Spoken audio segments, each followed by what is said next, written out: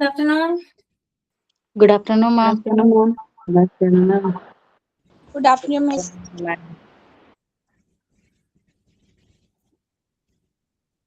Okay ആയോ മാം? Okay ആയിരുന്നു. സൗണ്ടിന് കുറച്ച് പ്രോബ്ലം ഉണ്ട്. ബാക്കിയൊക്കെ ഓക്കെ.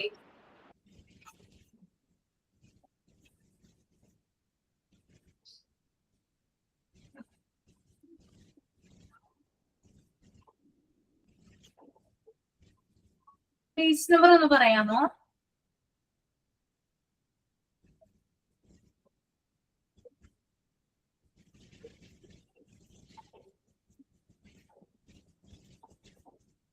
പേജ് നമ്പർ 32 അല്ലേ മാം? 32 അല്ലേ?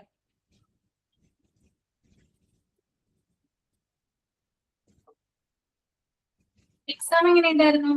13 ബാച്ച്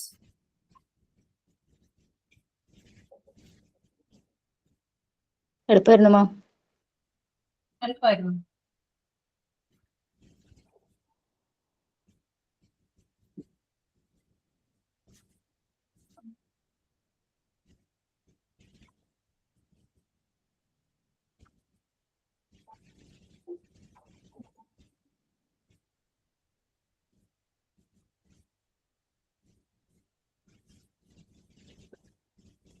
ഓക്കെ, അപ്പൊ നമുക്ക് കഴിഞ്ഞ ക്ലാസ്സില് കഴിഞ്ഞതിന്റെ മുമ്പത്തെ വീക്കിലാണ് എവിടം വരെയാണ് എടുത്ത് നിർത്തിയത്?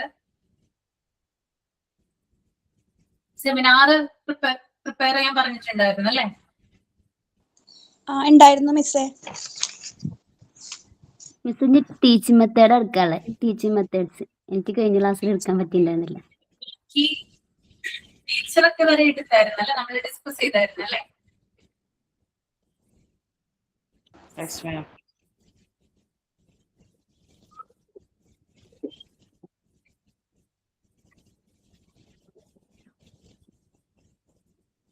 സെമിനാർ എന്തൊക്കെയാണ് തന്നിരുന്നത്? ഫിനിഷിക്ക് മാത്രമാണ് തന്നത്. സുബിത ടീച്ചിങ് മെത്തേഡ് ഉണ്ട്. ടീച്ചിങ് മെത്തേഡ് ഫിനിഷിക്ക് അല്ലേ? സുബിതയ്ക്കോ? Control of coordination. Control of coordination അല്ലേ? മിസ് എനിക്ക്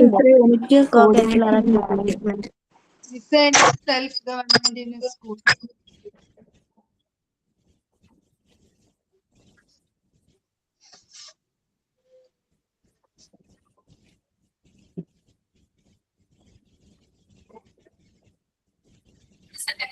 പേപ്പറും പേന എടുത്തിട്ട് വരട്ടെ കേട്ടോ.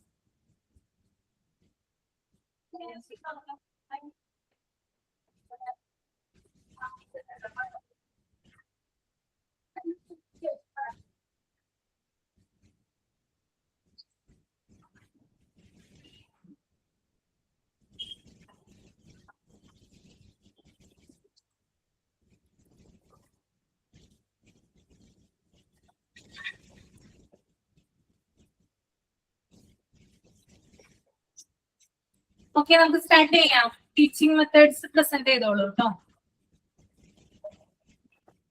Okay ma'am. ഡിസിപ്ലിൻ ഉണ്ടായിരുന്നു.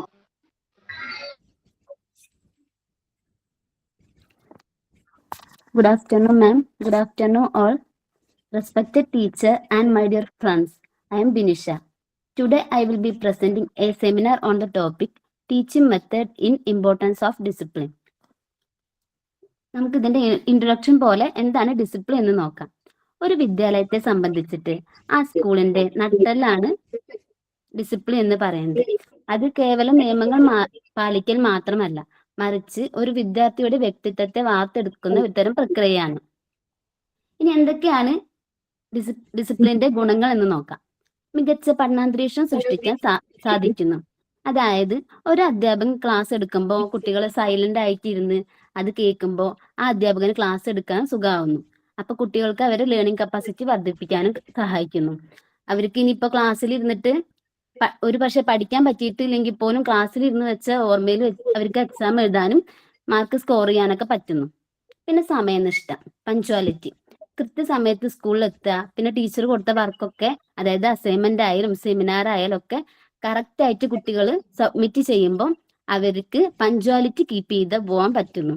അവർക്കതൊരു ബേർഡൻ ആയി മാറാതെ അവർക്കത് സുഖമായിട്ട് കീപ്പ് ചെയ്തുകൊണ്ട് ലൈഫ് ലോങ്ങിൽ സുഖമായിട്ട് കീപ്പ് ചെയ്ത് കൊണ്ടുപോകാൻ പറ്റുന്നു.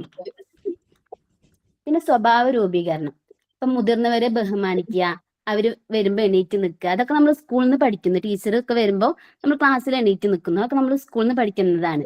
അതൊക്കെ എന്താണ്, മുതിർന്നവരോട് ബഹുമാനിക്കാനും അവരോട് നല്ല രീതിയിൽ പെരുമാറാനും നമ്മളെ എന്താ ഡിസിപ്ലിൻ പഠിപ്പിക്കുന്നുണ്ട്. പിന്നെ ആത്മവിശ്വാസം വർദ്ധിപ്പിക്കുക, ടീച്ചർ കൊടുത്ത അസൈൻമെന്റ് ആയാലും സെമിനാർ ആയാലും ഒക്കെ സബ്മിറ്റ് ചെയ്യാൻ മാത്രമല്ല ക്ലാസ്സിൽ പ്രസന്റ് ചെയ്യുമ്പോൾ എന്താ അവരെ കോൺഫിഡൻസ് ലെവൽ നല്ല രീതിയിൽ വർദ്ധിപ്പിക്കാനായിട്ട് സഹായിക്കുന്നു. പിന്നെ ദുശീലങ്ങളിൽ നിന്നുള്ള സംരക്ഷണം, ഇപ്പൊ കുട്ടികൾ സ്കൂളിൽ പരിസരത്തൊന്നും ലഹരികൾ വിൽക്കുകയോ വാങ്ങുകയോ ഉപയോഗിക്കുകയോ ഒന്നും ചെയ്യാൻ പാടില്ല എന്ന് പറയും. അങ്ങനെയൊക്കെ ചെയ്യുമ്പോൾ എന്താ കുട്ടികളെ കൂടുതലായിട്ട് ചീത്ത കൂട്ടുകെട്ടിൽ നിന്നും പോവാതെ അവരെ അതിൽ നിന്നൊക്കെ അകറ്റി നിർത്തുന്നു. ഇനി എന്താണ് ടീച്ചിങ് മെത്തേഡ്?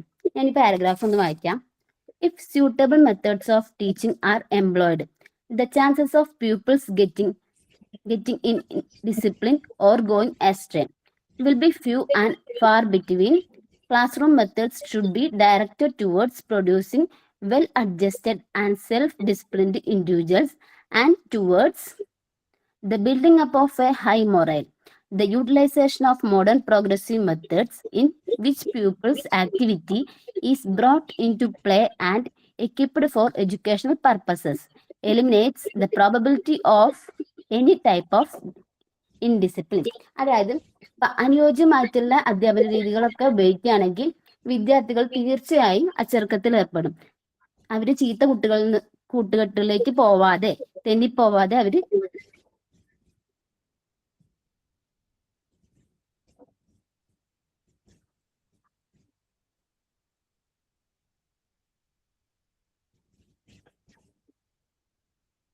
നിനിഷ,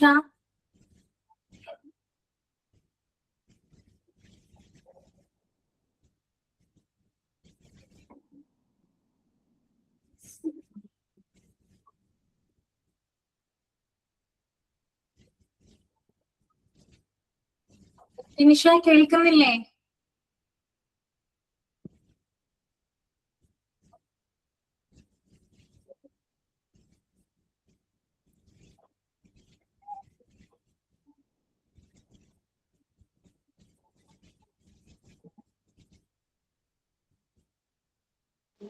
നെറ്റ് ഇഷ്യൂ തോന്നുന്നു മാം, കട്ടായിരുന്നു. അതെ അതെ,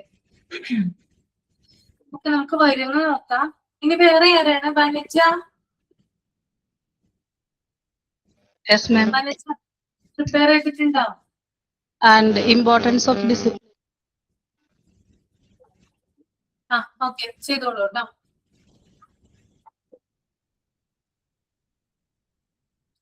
നിനിഷ വരുമെന്ന് നോക്കാം നമുക്ക് ക്ലാസ് ചെയ്യുന്നതിന് മുമ്പ് കേട്ടോ.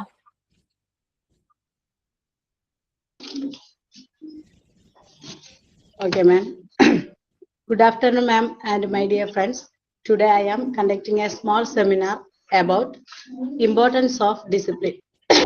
First of all, I am very thankful to my miss and giving me the opportunity to once again I am welcome all of you to listen my seminar. Importance of discipline. Discipline is very important in life. In one of a man cannot apply powers properly given in nature. Through discipline only man can attain good power, and by this power he becomes capable of improving his natural tendencies.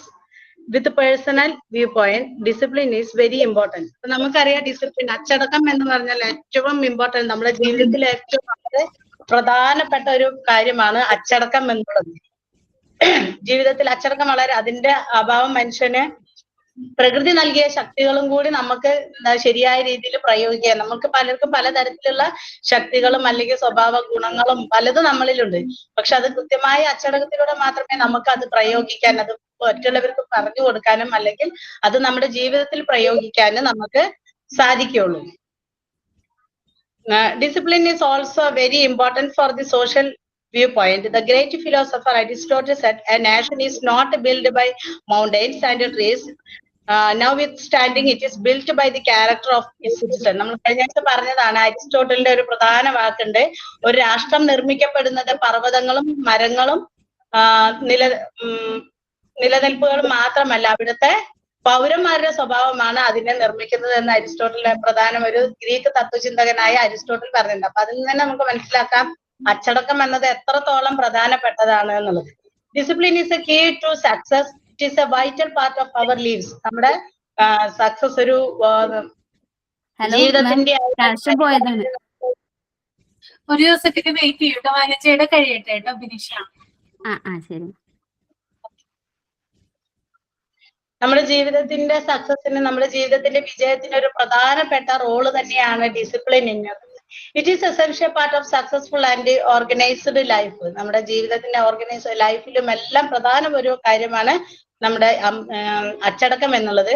Four students, discipline means attending school regularly. School കുട്ടികളിനെ ആണെങ്കിൽ അച്ചടക്കം എന്നുള്ളത് ഉദ്ദേശിക്കുന്നത് സ്കൂളിൽ regular ആയിട്ട് വരിക, and completing homeworks on time, കൃത്യമായ സമയത്ത് കൊടുത്തിട്ടുള്ള ഹോംവർക്ക് ചെയ്യുക, respecting teachers and obey the school rules. അതുപോലെ തന്നെ ടീച്ചേഴ്സിനെ റെസ്പെക്ട് ചെയ്യുക, സ്കൂളിൽ പറയുന്ന റൂൾസ് റെസ്പെക്ട് ചെയ്യുക, അത് എന്താണ് പറഞ്ഞാൽ അത് അനുസരിക്കുക. അതൊക്കെയാണ് പ്രധാനമായിട്ടും കുട്ടികളിൽ നിന്ന് നമ്മൾ സ്കൂളിൽ പറയുന്ന കുട്ടികളിൽ അച്ചടക്കം എന്നുള്ളത്. അച്ചടക്കം എന്ന് പറഞ്ഞാൽ കുട്ടികൾക്ക് വീട്ടിലും പല കാര്യങ്ങളും അച്ചടക്കം നമ്മൾ മാതാപിതാക്കളെ അനുസരിക്കുക, അതല്ലാണ്ട് മറ്റു കാര്യങ്ങൾ നമ്മൾ ഷെയറിങ്, അതെല്ലാം അച്ചടക്കത്തിന്റെ ഒരു ഭാഗമായിട്ട് വരുന്നതാണ്. പക്ഷെ സ്കൂളിൽ അച്ചടക്കം എന്ന് പറഞ്ഞത് പ്രധാനമായിട്ട് ടീച്ചേഴ്സിനെ അനുസരിക്കുക, കൃത്യസമയത്ത് ഹോംവർക്കുകൾ നൽകുമ്പോൾ അത് കൃത്യസമയത്ത് ചെയ്യുക. സ്കൂളിൽ പല റൂളുകളും പല സ്കൂളിലും പല തരത്തിലായിരിക്കും സ്ട്രിക്റ്റ് ഉണ്ടാവുക. അപ്പൊ അതൊക്കെ അനുസരിക്കുക എന്നുള്ളതാണ് പറയുന്നത്. A disciplined person earns respect and trust from others and is more likely to success in life. ഒരു ഡിസിപ്ലിൻ ആയിട്ടുള്ള ഒരു പേഴ്സൺ എന്ന് പറഞ്ഞാൽ അവർക്ക് എന്ത് കിട്ടും? റെസ്പെക്ട്. മറ്റുള്ളവർ ഗിവ് ആൻഡ് ടേക്ക് റെസ്പെക്ട് എന്നാണല്ലോ നമ്മൾ പറയുന്നത്. അതുപോലെ തന്നെയാണ് ഡിസിപ്ലിൻ. നമ്മൾ കാണിക്കുമ്പോൾ തന്നെയാണ് നമുക്ക് അത് തിരിച്ചും നമ്മൾക്ക് ലഭിക്കുകയുള്ളൂ. അതുപോലെ തന്നെയാണ് ഡിസിപ്ലിൻ. മറ്റുള്ളവരിൽ നിന്നും നമുക്ക് ലഭിക്കണം. നമ്മൾ അവരോടും അച്ചടക്കത്തോടു കൂടി അല്ലെങ്കിൽ മറ്റു ബഹുമാനത്തോടു കൂടി ആളുകളോട് പെരുമാറുകയാണെങ്കിലും കൃത്യമായി ചെയ്താലേ നമുക്കും അത് ലഭിക്കുള്ളൂ. Therefore, discipline is the foundation of personal growth and success. അതുകൊണ്ടൊക്കെ തന്നെയാണ് ഡിസിപ്ലിൻ പേഴ്സണലായിട്ട് നമ്മുടെ ഗ്രോത്ത് സക്സസിനും ഒക്കെ പ്രധാനപ്പെട്ടതാണ് ഡിസിപ്ലിൻ എന്ന് പറയുന്നത്. ഞാൻ നമ്മുടെ ഇതിലെ പേജിൽ ഒന്നുകൂടി വായിക്കാം. This statement is completely true. അതായത് അദ്ദേഹം നമ്മൾ പറഞ്ഞു, മറ്റേ ഗ്രീക്ക് അരിസ്റ്റോട്ടലിൽ പറഞ്ഞത് ഒരു രാഷ്ട്രം നിർമ്മിക്കപ്പെടുന്നത് പർവ്വതങ്ങളും മലകളും മാത്രമല്ല, ആ രാഷ്ട്രത്തിലെ പ്രധാന പൗരന്മാരാണ് ഒരു രാഷ്ട്രം നിർമ്മിക്കുന്നത്. This statement is completely true. അത് കൃത്യമായിട്ടും അത് സത്യം തന്നെയാണ്. When the citizens of some country will be disciplined, they could be adapted to take their country to the path of progress. അതായത് ആ നാട്ടിലെ അല്ലെങ്കിൽ ആ അവിടുത്തെ സിറ്റിസൺ ആണ് ആ രാജ്യത്തിന്റെ പുരോഗതിയിലേക്ക് നയിക്കുന്നത് എന്നാണ് പറയുന്നത്. A disciplined person is a good character and pious by mind, words and actions. Disciplined person എന്ന് പറയുന്നത് കൃത്യമായ ക്യാരക്ടർ ഗുഡ് ആയിരിക്കണം. അതുപോലെ തന്നെ പയസ് ഇൻ മൈൻഡ്, നമ്മുടെ സൗണ്ട്, നമ്മുടെ മൈൻഡ് നമ്മളിൽ കിട്ടണം. അതായത് പയസ് ഇൻ മൈൻഡ് എന്ന് പറയുന്നത് ഒരു മൈൻഡ് ഭക്തൻ എന്നാണ് ഉദ്ദേശിക്കുന്നത്. നമ്മൾ പിടിച്ചെടുത്ത് നമ്മുടെ മനസ്സ് നിൽക്കുക എന്നുള്ളതാണ് അതുകൊണ്ട് ഉദ്ദേശിക്കുന്നത്. വേർഡ്സ് ആൻഡ് ആക്ഷൻസ്, വേർഡ്സിലും ആക്ഷൻസിലും എല്ലാം കൃത്യമായിട്ട് ഡിസിപ്ലിൻ ഉണ്ടാവണം. In this way, it is clear that the nation of all societies, discipline is very important. അതിൽ നിന്ന് തന്നെ നമുക്ക് മനസ്സിലാക്കാം ഡിസിപ്ലിൻ എന്നത് എത്രത്തോളം ഇമ്പോർട്ടന്റ് ആണെന്ന്. This fact can be made clear with the help of history also. ഇതുപോലെ തന്നെ ഇത് ചരിത്രത്തിലും പലതരത്തിലും അത് നമുക്ക് മനസ്സിലാക്കാൻ കഴിയുന്നുണ്ട്. History is the spectacle that when some country becomes pretty of discipline, it is had to accept the capacity to external powers. അതുപോലെ തന്നെ ഈ ഡിസിപ്ലിൻ ഇല്ലാത്ത ചരിത്രത്തിൽ പറയുന്നത് ഈ ഡിസിപ്ലിൻ ഇല്ലാതെയാവുമ്പോൾ അല്ലെങ്കിൽ അവരിൽ ഡിസിപ്ലിൻ നഷ്ടപ്പെടുമ്പോഴാണ് മറ്റു ശക്തികൾ അവരിൽ മേലിൽ കേന്ദ്രീകരിക്കുന്നത് എന്നാണ് പറയുന്നത്. മറ്റു പുറത്തുള്ള ശക്തികൾ കേന്ദ്രീകരിക്കാൻ പറഞ്ഞ പണ്ട് നമുക്കറിയാം ഈ ഓരോ യുദ്ധങ്ങളൊക്കെ വന്നിട്ട് നമ്മുടെ രാജ്യങ്ങൾ മറ്റു രാജ്യങ്ങൾ തിരിച്ചെടുക്കാൻ വരുന്നത് ഈ കൃത്യമായ ഡിസിപ്ലിൻ ഇല്ലാതെ എന്നാണ് ഹിസ്റ്ററിയിൽ പറയുന്നത്. Through discipline, a man and all societies of nations are created alertness among them. അതിലൂടെ അപ്പൊ നമ്മൾ ഈ ഡിസിപ്ലിനിലൂടെയാണ് ആ സൊസൈറ്റി അല്ലെങ്കിൽ ആ നാഷൻ മുഴുവൻ അലേർട്ട് ആയി ഇരിക്കുന്നത്. കൃത്യമായിട്ട് ആളുകളിൽ ഡിസിപ്ലിൻ എത്തിയാലാണ് നമുക്ക് കൃത്യമായിട്ട് നമ്മുടെ രാജ്യത്തെ നമുക്ക് മുറുകെ പിടിക്കാനും കൂടി സാധിക്കുള്ളൂ. In want of this power perishes which results severely, that is insignificance is very terrible. In this way, what a man, what a nation and what a society, personality of all is made great by discipline. അപ്പൊ ഇതിൽ നിന്നൊക്കെ നമുക്ക് മനസ്സിലാക്കാം വ്യക്തിത്വങ്ങളെയാണ് അച്ചടക്കം അർഹതരമാക്കുന്നത് എന്നാണ് പറയാനുള്ളത്. അപ്പൊ discipline വളരെ ഇമ്പോർട്ടന്റ് ആണ് നമ്മുടെ ജീവിതത്തിൽ, അത് നമ്മുടെ സ്കൂളിലും ആയത് നമ്മൾ എല്ലാത്തിലും ഡിസിപ്ലിൻ വളരെ ഇമ്പോർട്ടന്റ് ആയതാണ്. അപ്പൊ here I am concluding my seminar. Thank you all of your cooperation. Thank you, Miss. Thank you, friends. Okay, very good. നന്നായിരുന്നു കേട്ടോ. ബിനിഷ കണ്ടിന്യൂ ചെയ്തോളൂ കേട്ടോ. മിസ് കണക്ഷൻ പോയതാണ്. ആ.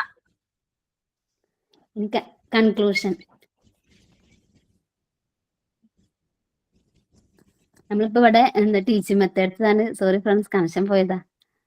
ടീച്ചിങ് മെത്തേഡ്സിനെ കുറിച്ചാണ് പറഞ്ഞത്. അപ്പൊ ടീച്ചിങ് മെത്തേഡ്സിന്റെ നമ്മൾ സ്യൂട്ടബിൾ ആയിട്ടുള്ള ടീച്ചിങ് മെത്തേഡ്സ് പ്രൊവൈഡ് ചെയ്യുകയാണെങ്കിൽ കുട്ടികളെ കൂടുതലായിട്ട് വെൽ അഡ്ജസ്റ്റഡ് ആയിട്ടും സെൽഫ് ഡിസിപ്ലിൻ ആയിട്ടും പിന്നെ അവർ ഹൈ മൊറയിലൊക്കെ വർദ്ധിപ്പിക്കാനായിട്ട് പറ്റുന്നു. അപ്പോ സ്യൂട്ടബിൾ ആയിട്ടുള്ള ടീച്ചിങ് മെത്തേഡ്സ് ഉപയോഗിച്ചാൽ കുട്ടികൾ ഡിസിപ്ലിനോട് കൂടിയിട്ട് ഇരിക്കാനും അവർക്ക് നമ്മളിപ്പോ പറയും രാഷ്ട്രത്തിന്റെ മുതൽക്കൂട്ടാണ് കുട്ടികളെന്ന്. അതുകൊണ്ട് തന്നെ ഓരോ കുട്ടികൾ വളരുമ്പോഴും ഡിസിപ്ലിനോട് കൂടിയിട്ട് അവർ ശ്രദ്ധിച്ചു കഴിഞ്ഞാൽ സ്കൂളിൽ നിന്ന് നമുക്ക് കിട്ടുന്ന ഡിസിപ്ലിൻ ഒക്കെ കീപ്പ് ചെയ്ത് കഴിഞ്ഞാൽ അവരെ നല്ലൊരു ഇൻഡിവിജ്വൽ ആക്കാനും നല്ലൊരു പേഴ്സണാലിറ്റി ഡെവലപ്പ് ചെയ്യാനും നല്ലൊരു സിറ്റിസൺ ആയിട്ട് മാറാനും പറ്റുന്നു. ഇപ്പൊ അരിസ്റ്റോട്ടിൽ ഇവിടെ പറയുന്നത് പോലെ തന്നെ രാഷ്ട്രം നിർമ്മിതമാവുന്നത് കേവലം പർവ്വത നിരകൾ കൊണ്ടോ മരങ്ങൾ കൊണ്ടോ ഒന്നുമല്ല, പകരം ആ രാഷ്ട്രത്തിലെ ഓരോ വ്യക്തിയുടെയും സ്വഭാവത്തിനനുസരിച്ചിട്ടാണ് എന്നാണ് പറയുന്നത്. Thank you ma'am. അവിടെ കൺക്ലൂഡ് ചെയ്യാണ്. ബിനിഷ ഏത് ബാച്ചാണ്? MT 40. ഇവ കഴിഞ്ഞോ? ഇല്ല, കഴിഞ്ഞിട്ടില്ല മാം. ഞാൻ ഹെഡ് മാസ്റ്റർ എന്നുള്ള ടോപ്പിക്ക് ഞാൻ സെമിനാർ എടുത്തിട്ടുണ്ട് മാം. അത് റിപ്പോർട്ട് ചെയ്തിട്ടുണ്ട്. എനിക്ക് നാളെയാണ് വൈവ. ഏത് ടീച്ചറാണ്? ജിഷ മാം. കൊടുത്തോളാം കേട്ടോ. ഓക്കെ.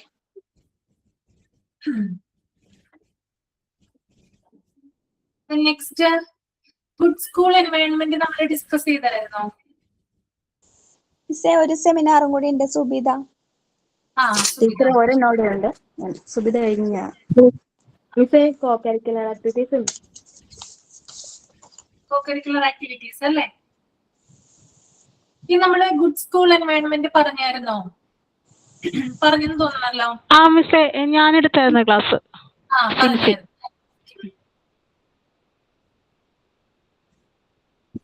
കോ-കരിക്കുലർ ആക്ടിവിറ്റീസ് ആരാണ്? സുബിത. അല്ല, ഞാനാ സനിഷ. കൺട്രോൾ ഓഫ് കോർഡിനേഷൻ ആണ് ഞാനേ. ഇത് കൺട്രോൾ ഓഫ് കോർഡിനേഷൻ ആണ് അല്ലേ?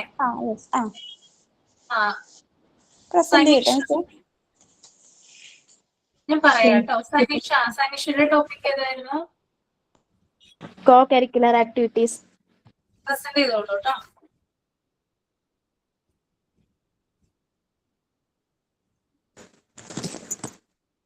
സനിഷ ഏത് ബാച്ചാണ്?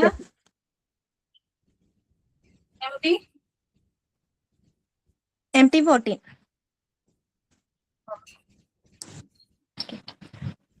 Good afternoon, Miss. Good afternoon, friends. I am Sanisha.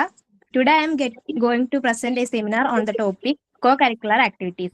First of all, thank you, dear Ashwati Miss, to give me an opportunity to present the seminar today.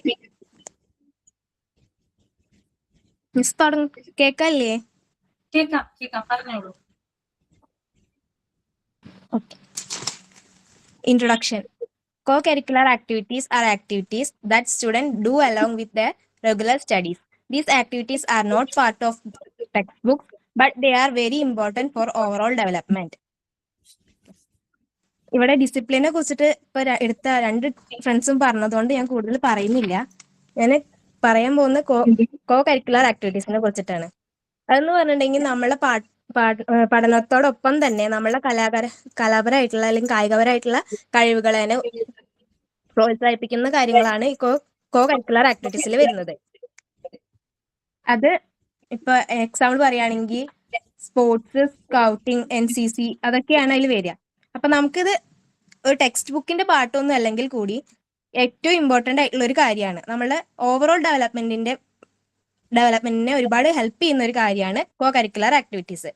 ഇത് നമ്മളിപ്പോ അതിലൊരു participate ചെയ്യുമ്പോൾ നമ്മൾ ഡിസിപ്ലിനും അതിന്റെ കൂടെ തന്നെ ഡിസിപ്ലിനും നമ്മളിൽ ഉണ്ടായിയെടുക്കുകയാണ്. ഞാൻ ടെക്സ്റ്റത്തെ വായിക്കാം. Sports, scouting, NCC, social service and community activities of the type develop in pupils sense of self-control and self-confidence, which is the keystone and good discipline. Such activities give our pupil practical lesson in servitude of their will. Social cooperation, respect for authority, and leadership training can pave the right way of instructing them in the fundamentals of true discipline.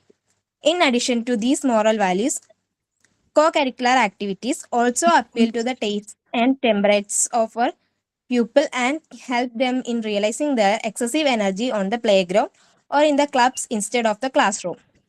നമ്മള് ഒരു കുട്ടി class റൂമിനുള്ളിൽ ഒതുങ്ങി കൂടാണ്ട് അവരിലുള്ള കഴിവുകളെ പുറത്തേക്ക് കൊണ്ടുവരുന്ന ഒരു പാഠ്യപദ്ധതിയോടൊപ്പം കൂടി ചേർന്ന സംഭവമാണ് കോ കരിക്കുലർ ആക്ടിവിറ്റീസ്. ഈ നമ്മളിപ്പോ NCC, ഞാൻ NSSൽ ഉണ്ടായിരുന്ന ഒരാളാണ്. അപ്പൊ NSSൽ ഉണ്ടായിരുന്നപ്പോ തന്നെ എനിക്ക് ഒരുപാട് ഗുണങ്ങൾ ഉണ്ടായിട്ടുണ്ട്. അതായത് നമ്മള് കൂട്ടുകാരോട് മിങ്കിൾ ചെയ്യാനും, അപ്പൊ നമ്മളൊരു പേടിച്ച് നിൽക്കുന്ന ആളാണെന്നുണ്ടെങ്കിലും നമുക്ക് ആ ഒരു ഇതിൽ പോകുമ്പോൾ നമ്മൾ കൂടുതലായിട്ട് കൂട്ടുകാരോട് മിങ്കിൾ ചെയ്യും, പല സ്ഥലങ്ങൾ പരിചയപ്പെടും, അതുപോലെ പല കാര്യങ്ങളിൽ പരിചയപ്പെടും. പുതുതായിട്ടുള്ള കാര്യങ്ങളൊക്കെ പരിചയപ്പെടാനും നമ്മളിൽ ഒരു നല്ലൊരു ക്വാളിറ്റി അല്ലെങ്കിൽ നല്ലൊരു ഡിസിപ്ലിൻ ആയിട്ടുള്ള ഒരു വ്യക്തിയാവാന് ഈ കോ കരിക്കുലർ ആക്ടിവിറ്റീസ് സഹായിക്കുന്നുണ്ട്.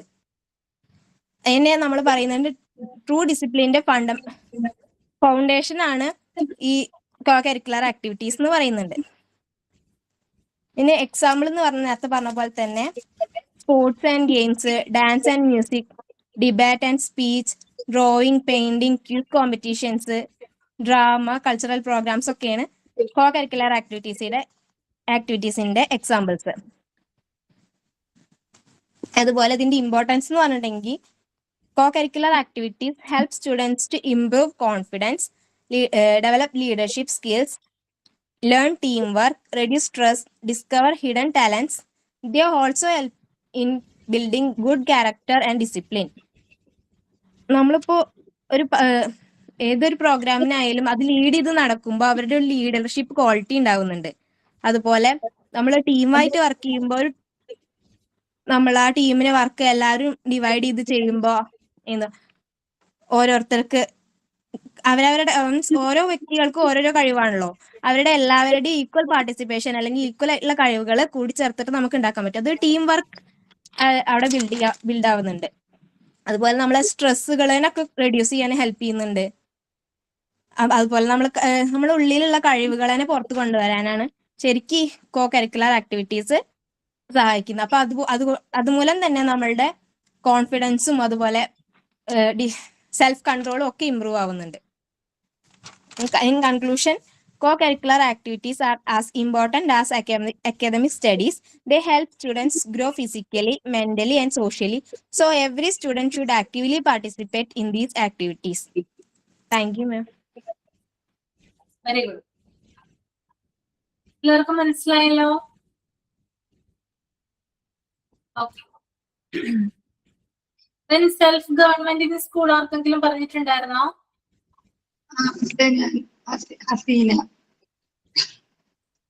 ഹസീന അല്ലേ? ഹസീന MT12 അല്ലേ?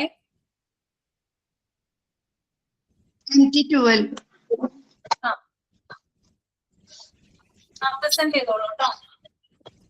Good afternoon, Miss, and good afternoon, friends. Today I am taking a seminar topic on topic self-government in school. Self-government. It is a democratic approach to school administration where students are involved in the management of their own affairs and school environment. Self government school എന്ന് പറയുന്നത് സ്കൂളിലുള്ള ഒരു പ്രധാനപ്പെട്ട ഭാഗമാണ്. Self government പറഞ്ഞാൽ സ്വയം ഭരണം നടത്തുക. ഇതിന്റെ ഒരു ഡെഫിനിഷൻ പറയുകയാണെങ്കിൽ self government in school is A system of school administration where through delegated power and responsibility students can participate in organizations, regulations, functions and activities of school. Self ഗവൺമെന്റിന്റെ definition എന്ന് പറഞ്ഞാല് എന്താ സ്കൂളിന്റെ അഡ്മിനിസ്ട്രേഷനിൽ സ്കൂളിന്റെ വർക്കിങ്ങും ഒക്കെ കാര്യത്തില് സ്റ്റുഡൻസിനെ ഒരു പാർട്ടിസിപ്പേറ്റ് ചെയ്യാന് പവർ കൊടുക്കുന്നതാണ് എന്താ സെൽഫ് ഗവൺമെന്റ് എന്ന് പറയുന്നത്. ഒരു എക്സാമ്പിൾ പറയുകയാണെങ്കിൽ സ്കൂളിലെ സ്കൂൾ ലീഡറെ തെരഞ്ഞെടുക്കുന്നത് അത് എല്ലാ കുട്ടികൾക്കും പങ്കെടുക്കാൻ കഴിയും. പിന്നെ സ്കൂളിൽ ഇലക്ഷൻ നടക്കുമ്പോൾ സ്കൂൾ ലീഡറെ തെരഞ്ഞെടുക്കുക, സ്കൂൾ പാർലമെന്റ്, അതൊക്കെയാണ് സെൽഫ് ഗവൺമെന്റ് എന്ന് പറയുന്നത്. മിസ് മനസ്സിലാവുന്നുണ്ടോ? മനസ്സിലാവുന്നുണ്ട്. റെസ്പോൺസിബിൾ. പിന്നെ സെൽഫ് ഗവൺമെന്റിന്റെ ഒബ്ജക്റ്റീവ്സ് ആണ് പറയുന്നത്. Democratic training. ഈ സെൽഫ് ഗവൺമെന്റിൽ കൂടെ കുട്ടികൾക്ക് ഒരു ജനാധിപത്യ ബോധം ഉണ്ടാക്കാൻ സാധിക്കുന്നു. Fostering responsibility. കുട്ടികളിൽ ഉത്തരവാദിത്ത ബോധം ഉണ്ടാക്കാൻ കഴിയുന്നുണ്ട്. Leadership development. ഈ സെൽഫ് ഗവൺമെന്റിൽ കൂടെ കുട്ടികൾക്ക് ഓരോരുത്തരും ഓരോ ലീഡർഷിപ്പ് ക്വാളിറ്റി ഉണ്ടാക്കാൻ, നേതൃത്വ ഗുണം ഉണ്ടാക്കാൻ സാധിക്കുന്നുണ്ട്. Discipline and order. അച്ചടക്കം ഉണ്ടാക്കാൻ സാധിക്കുന്നുണ്ട്. സ്കൂളിൽ ഇലക്ഷൻ ഒക്കെ നടക്കുമ്പോൾ എല്ലാ കുട്ടികളെയും പാർട്ടിസിപ്പേറ്റ് ചെയ്തിട്ട് ഇലക്ഷൻ നടക്കും. അപ്പൊ കുട്ടികൾക്ക് എല്ലാവർക്കും നമ്മളെ ഇലക്ഷൻ റിയൽ ഇലക്ഷൻ എങ്ങനെയാണ് അതിന്റെ ഒരു മോഡലായിട്ടല്ലേ സ്കൂളിലൊക്കെ കുട്ടികളെ ലീഡർ തെരഞ്ഞെടുക്കുന്നത്. അപ്പൊ അതിലൂടെ കുട്ടികൾക്ക് ഒരു ഡെമോക്രാറ്റിക് ജനാധിപത്യ ബോധം ഉണ്ടാക്കാന് കുട്ടികൾക്ക് സാധിക്കും എന്നാ പറയുന്നത്. പിന്നെ സ്ട്രക്ചർ ഓഫ് സെൽഫ് ഗവൺമെന്റ്. ഈ സെൽഫ് ഗവൺമെന്റിന്റെ സ്ട്രക്ചറാണ് പറയുന്നത്. 3 തരം സ്ട്രക്ചറിലാണ് സെൽഫ് ഗവൺമെന്റ് പൊതുവെ ഉണ്ടാകുന്നത്. General assembly. ജനറൽ അസംബ്ലി പറയുമ്പോൾ ആ students can participate in body for decision. ഇപ്പൊ സ്കൂൾ ലീഡറെ തെരഞ്ഞെടുക്കുകയാണെങ്കിൽ ജനറൽ അസംബ്ലി എല്ലാ കുട്ടികൾക്കും പങ്കെടുക്കാൻ അവസരം കിട്ടും. അതാണ് ജനറൽ അസംബ്ലി. രണ്ടാമത് വരുന്നത് സ്റ്റുഡൻസ് കൗൺസിൽ. സ്റ്റുഡൻസ് കൗൺസിൽ എന്ന് പറഞ്ഞാൽ അതിൽ പ്രത്യേക comprised of elected representatives, president, secretary on based on grade. അതിൽ പങ്കെടുക്കാൻ പറ്റുന്നത് ഒരു പ്രസിഡന്റിനെ, വൈസ് പ്രസിഡന്റിനെ ഒക്കെയാണ്. കുറച്ച് സെലക്ടഡ് മെമ്പേഴ്സ് ഉണ്ട്, ഓർക്ക് മാത്രമേ ഉള്ളൂ അതിൽ പങ്കെടുക്കാൻ പറ്റുക. അതായത് സ്കൂളിൽ ഇപ്പൊ ഫംഗ്ഷൻ നടക്കുകയാണെങ്കിൽ ഇവന്റ് കമ്മിറ്റി ഒക്കെ ഉണ്ടാവും. സ്കൂളിൽ ആനുവൽ ഡേ ഒക്കെ നടക്കുമ്പോൾ ഇവന്റ് കമ്മിറ്റിനെ തെരഞ്ഞെടുക്കും. അപ്പൊ അതിൽ കുറച്ച് ആൾക്കാർക്ക് മാത്രമേ പങ്കെടുക്കാൻ പറ്റുള്ളൂ. അതാണ് സ്റ്റുഡൻസ് കൗൺസിൽ. തേർഡ് വരുന്നത് ക്ലാസ് റെപ്രസെന്റേറ്റീവ് ആണ്. ക്ലാസ് റെപ്രസെന്റേറ്റീവ് എന്ന് പറയുമ്പോൾ ഓരോ members elected from each classroom to represent students. ഓരോ ക്ലാസ്സിൽ നിന്നും ഓരോ കുട്ടികളെ തെരഞ്ഞെടുക്കും. അതായത് എല്ലാ കുട്ടികളും കൂടി ഒരാളെ തെരഞ്ഞെടുത്തിട്ട് അയാളാക്കാരം മൊത്തത്തിലുള്ള ഇലക്ഷനിൽ പങ്കെടുക്കുക. Committee or sectors. ആണ്. പിന്നെ കമ്മിറ്റികളൊക്കെ ഓരോന്നിനും ഫുഡ് കമ്മിറ്റി. ഇപ്പൊ സ്കൂളിൽ ആനുവൽ ഡേ ഒക്കെ നടക്കുകയാണെങ്കിൽ ഒരുപാട് കമ്മിറ്റി ഉണ്ടാവും. ആനുവൽ ഡേയില് ഗസ്റ്റിനെ വെൽക്കം ചെയ്യാനൊരു കമ്മിറ്റി ഉണ്ടാവും. പിന്നെ ഫുഡിനൊരു കമ്മിറ്റി ഉണ്ടാവും. പിന്നെ ഡാൻസ്, സ്റ്റേജ് ഡെക്കറേഷന് ഒരു കമ്മിറ്റി ഉണ്ടാവും. അങ്ങനെ ഒരുപാട് കമ്മിറ്റീസ് ഉണ്ടാവും. ഇവന്റ് മാനേജ്മെന്റിന് ഒരു committee, school election, talent show, sports ഡേക്ക് ഒരു പ്രത്യേക കമ്മിറ്റി ഉണ്ടാവും. അങ്ങനെ അതാണ് ഈ കമ്മിറ്റിയിൽ വരുന്നത്. അപ്പൊ ഇതിന്റെ അഡ്വാൻറ്റേജസ്: ഇൻക്രീസ്ഡ് അക്കാഡമിക് എൻഗേജ്മെന്റ്. ഇപ്പൊ സെൽഫ് ഗവൺമെന്റ് കൊണ്ട് കുട്ടികളുടെ അക്കാഡമിക് ലെവല് ഇംപ്രൂവ് ചെയ്യുന്ന പറയുന്നത്. Improved school performance. കുട്ടികളുടെ പെർഫോമൻസ് ഇംപ്രൂവ് ചെയ്യാൻ പറ്റുന്നുണ്ട്. ഇപ്പൊ ചില കുട്ടികൾക്ക് സ്കൂൾ ലീഡറായിട്ട് തെരഞ്ഞെടുക്കും, വൈസ് ലീഡറൊക്കെ ആയിട്ട് തെരഞ്ഞെടുക്കും. കുട്ടികളുടെ പെർഫോമൻസ് ഇംപ്രൂവ് ചെയ്യാൻ പറ്റും എന്നാണ് പറയുന്നത്. പിന്നെ സ്കിൽ അക്വസിഷൻ. കുട്ടികളുടെ കഴിവ് വർദ്ധിപ്പിക്കാൻ സാധിക്കും. Active citizenship. നമുക്ക് ശരിക്കും ഇലക്ഷൻ നടക്കുന്നതിന്റെ ഒരു മോഡലായിട്ടാണ് സ്കൂളിൽ ഇലക്ഷൻ നടക്കുന്നത്. അപ്പൊ അവർക്ക് നമ്മള് എങ്ങനെയാണ് നടക്കുന്നത് എന്ന് മനസ്സിലാക്കാൻ കഴിയുള്ളൂ. Enhanced school environment. സ്കൂളിന്റെ എൻവയോൺമെന്റുമായിട്ട് നല്ലൊരു ബന്ധം ഉണ്ടാക്കാൻ സാധിക്കുന്നു. Better behaviour. അതായത് നല്ല രീതിയിൽ കുട്ടികൾക്ക് ബിഹേവിയർ ചെയ്യാൻ പെരുമാറാൻ സാധിക്കുള്ളൂ. കൺക്ലൂഷനിൽ പറയുകയാണെങ്കിൽ self government in school is not a tool for organization, it is important to every school. മിനിസ് ടെസ്റ്റിലുള്ളത് വായിക്കാം. Okay Every school, especially in secondary school, people are accurately associated with the administration of discipline as well as with health, sports, drama, and other activities. എല്ലാ സ്കൂളിലും പ്രത്യേകിച്ച് secondary സ്കൂളിൽ നമ്മൾ ഈ 10th വരെയുള്ള സ്കൂളിലാണ് ഇലക്ഷനും ഇതൊക്കെ നടക്കുക. +1 +2 അങ്ങനെ നടക്കില്ല. നമ്മൾ 10th വരെ 1ാം ക്ലാസ് മുതലുള്ള കുട്ടികൾക്ക് ലീഡറൊക്കെ തെരഞ്ഞെടുക്കാൻ അവസരം കിട്ടും. പീപ്പിൾസ് ആർ അക്യുറേറ്റ്ലി എന്തിനാണ് തെരഞ്ഞെടുക്കുന്നത്? ഹെൽത്ത്, സ്പോർട്സ്, ഡ്രാമ ഇങ്ങനെയുള്ള എല്ലാ സ്കൂളിന്റെ കാര്യങ്ങളിലും ഒരു കമ്മിറ്റി പോലെ ഓരോരുത്തരെ നമ്മൾ റെസ്പോൺസിബിലിറ്റി ഏൽപ്പിക്കുകയാണ് ഇതിലൂടെ ചെയ്യുന്നത്. Such an association will make conformity rules and regulations more real, meaningful, and willing than when the same is enforced from above. അങ്ങനെ ഒരു കമ്മിറ്റി ആകുമ്പോൾ അവരതിന്റെ റൂൾസും റെഗുലേഷൻസും ഒക്കെ ശരിക്ക് പങ്കെടുത്തിട്ട് real meaning and willingness than what is enforced, ശരിക്കും എങ്ങനെയാണ് നടത്തേണ്ടത് എന്നുള്ളത് കുട്ടികളുടെ ഒരു ഗ്രൂപ്പായിട്ട് അവർ തെരഞ്ഞെടുക്കണം. അവരത് കറക്റ്റ് ആയിട്ട് ചെയ്യുന്നുണ്ട്. അതിന്റെ റൂൾസും റെഗുലേഷൻസും ഒക്കെ. സ്പോർട്സ് ഒക്കെ നോക്കുകയാണെങ്കിൽ സ്പോർട്സ് കമ്മിറ്റി ഉണ്ടാവും. പിന്നെ ഡ്രാമ ആണെങ്കിൽ അതിനൊരു കമ്മിറ്റി. അങ്ങനെ കുട്ടികളെ ഗ്രൂപ്പായി തിരിച്ചിട്ട് ഓരോ കമ്മിറ്റിയൊക്കെ ആയിട്ട് കുട്ടികൾക്ക് എല്ലാവർക്കും പങ്കെടുക്കാം എന്നുള്ള അവസരം കൊടുക്കുന്നുണ്ട്. Sharing of authority and responsibility with sympathetic teachers provide first-hand practical training in democratic citizenship, which is the real aim of modern education. ഇങ്ങനെ ഓരോ കുട്ടികൾക്ക് അതോറിറ്റി, ഉത്തരവാദിത്വം, റെസ്പോൺസിബിലിറ്റി ഒക്കെ കൊടുക്കുമ്പോൾ അതൊരു നല്ല സിമ്പതറ്റിക് ആയിട്ടുള്ള നല്ലൊരു ടീച്ചർ ലെവൽ ക്വാളിറ്റി അവരിൽ ഉണ്ടാക്കുന്നു. ഫസ്റ്റ് ഹാൻഡ് പ്രാക്ടിക്കൽ ട്രെയിനിങ്, അവർക്ക് നമ്മളെ ജനാധിപത്യത്തിൽ നടക്കുന്ന പോലത്തെ ഇലക്ഷനൊക്കെ നടക്കണോണ്ട് അതിൽ പങ്കെടുക്കാനുള്ള ഒരു ഫസ്റ്റ് ഹാൻഡ് ഡെമോക്രാറ്റിക് സിറ്റിസൺഷിപ്പാണ് ഉണ്ടാക്കുന്നത്. അതാണ് real aim of modern education. ഇപ്പൊ സ്കൂൾ ലീഡറൊക്കെ തെരഞ്ഞെടുക്കുകയാണെങ്കിൽ നമ്മളെ ശരിക്കും ഇലക്ഷൻ നടക്കുമ്പോൾ തന്നെയാണ് സ്കൂളുകളിൽ നോട്ടൊക്കെ ചെയ്ത് പ്രസ് ചെയ്തിട്ട് ഒരുപാട് കുട്ടികളുണ്ടാവും. അതിലൂടെ തെരഞ്ഞെടുക്കുമ്പോൾ ശരിക്കും ഇലക്ഷന്റെ ഒരു മോഡൽ തന്നെയാണ് ഇപ്പൊ സ്കൂളിലൊക്കെ ലീഡറൊക്കെ തെരഞ്ഞെടുക്കുന്നത്. അപ്പൊ കുട്ടികൾക്ക് ഡെമോക്രാറ്റിക് സിറ്റിസൺഷിപ്പ്, നമ്മളെ ജനാധിപത്യത്തിൽ എങ്ങനെ നടക്കണം എന്നുള്ള ഒരു മോഡൽ കുട്ടികൾക്ക് കിട്ടുന്നുണ്ട്. അതാണെന്ന് റിയൽ എയിം ഓഫ് മോഡേൺ എഡ്യൂക്കേഷന്റെ ഒരു ഭാഗമാണെന്ന് അത് സെൽഫ് ഗവൺമെന്റ് സ്കൂൾ എന്ന് പറയുന്നത്. That's all. Thank you. Okay, very good. പറഞ്ഞത് എല്ലാവർക്കും മനസ്സിലായോ? Okay, next topic effective team workers. ആർക്കെങ്കിലും തന്നിട്ടുണ്ടോ?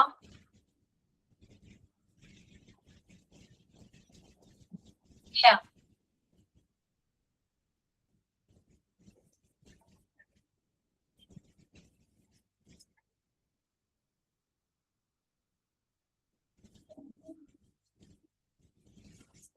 ഓക്കെ, അപ്പൊ ഞാനത് എക്സ്പ്ലെയിൻ ചെയ്ത് തരാം കേട്ടോ. ഒന്ന് ശ്രദ്ധിക്കാം. എഫക്റ്റീവ് ടീം വർക്കേഴ്സ് പേരിൽ തന്നെ ഉണ്ട് എന്താണ് മീനിങ് ഉള്ളത്. A sense of unity, cooperation, and fellow feeling rampant among the school staff is sure to reflect upon the pupils. The young pupils in schools watch very quickly and activate their teachers and try to replicate them for good or evil, as the case may be. Therefore, if we want to promote discipline among pupils, it must first be established and maintained among the members of school staff. The headmaster should further try to coordinate the efforts of different individuals and groups in the best interest of the school. This is the only way of securing effective teamwork in the schools. Okay. അപ്പൊ effective team work എന്ന് പറഞ്ഞാല് നല്ല ഫലപ്രദമായിട്ടുള്ള അല്ലെങ്കിൽ വളരെ effective ആയിട്ടുള്ള ഒരു team വർക്കാണ്. അതായത് സ്കൂളുകളിൽ അല്ലെങ്കിൽ സ്കൂളിന്റെ മെമ്പേഴ്സ്, അതായത് അവിടെ ജോലി ചെയ്യുന്ന ആളുകള്, അവിടെ പഠിക്കുന്ന സ്റ്റുഡൻസ്, ഇവര് തമ്മിലുള്ള ഒരു കോർഡിനേഷൻ അല്ലെങ്കിൽ ഒരു ടീം വർക്കിനെയാണ് എഫക്റ്റീവ് ടീം വർക്ക് എന്നതുകൊണ്ട് ഉദ്ദേശിക്കുന്നത്.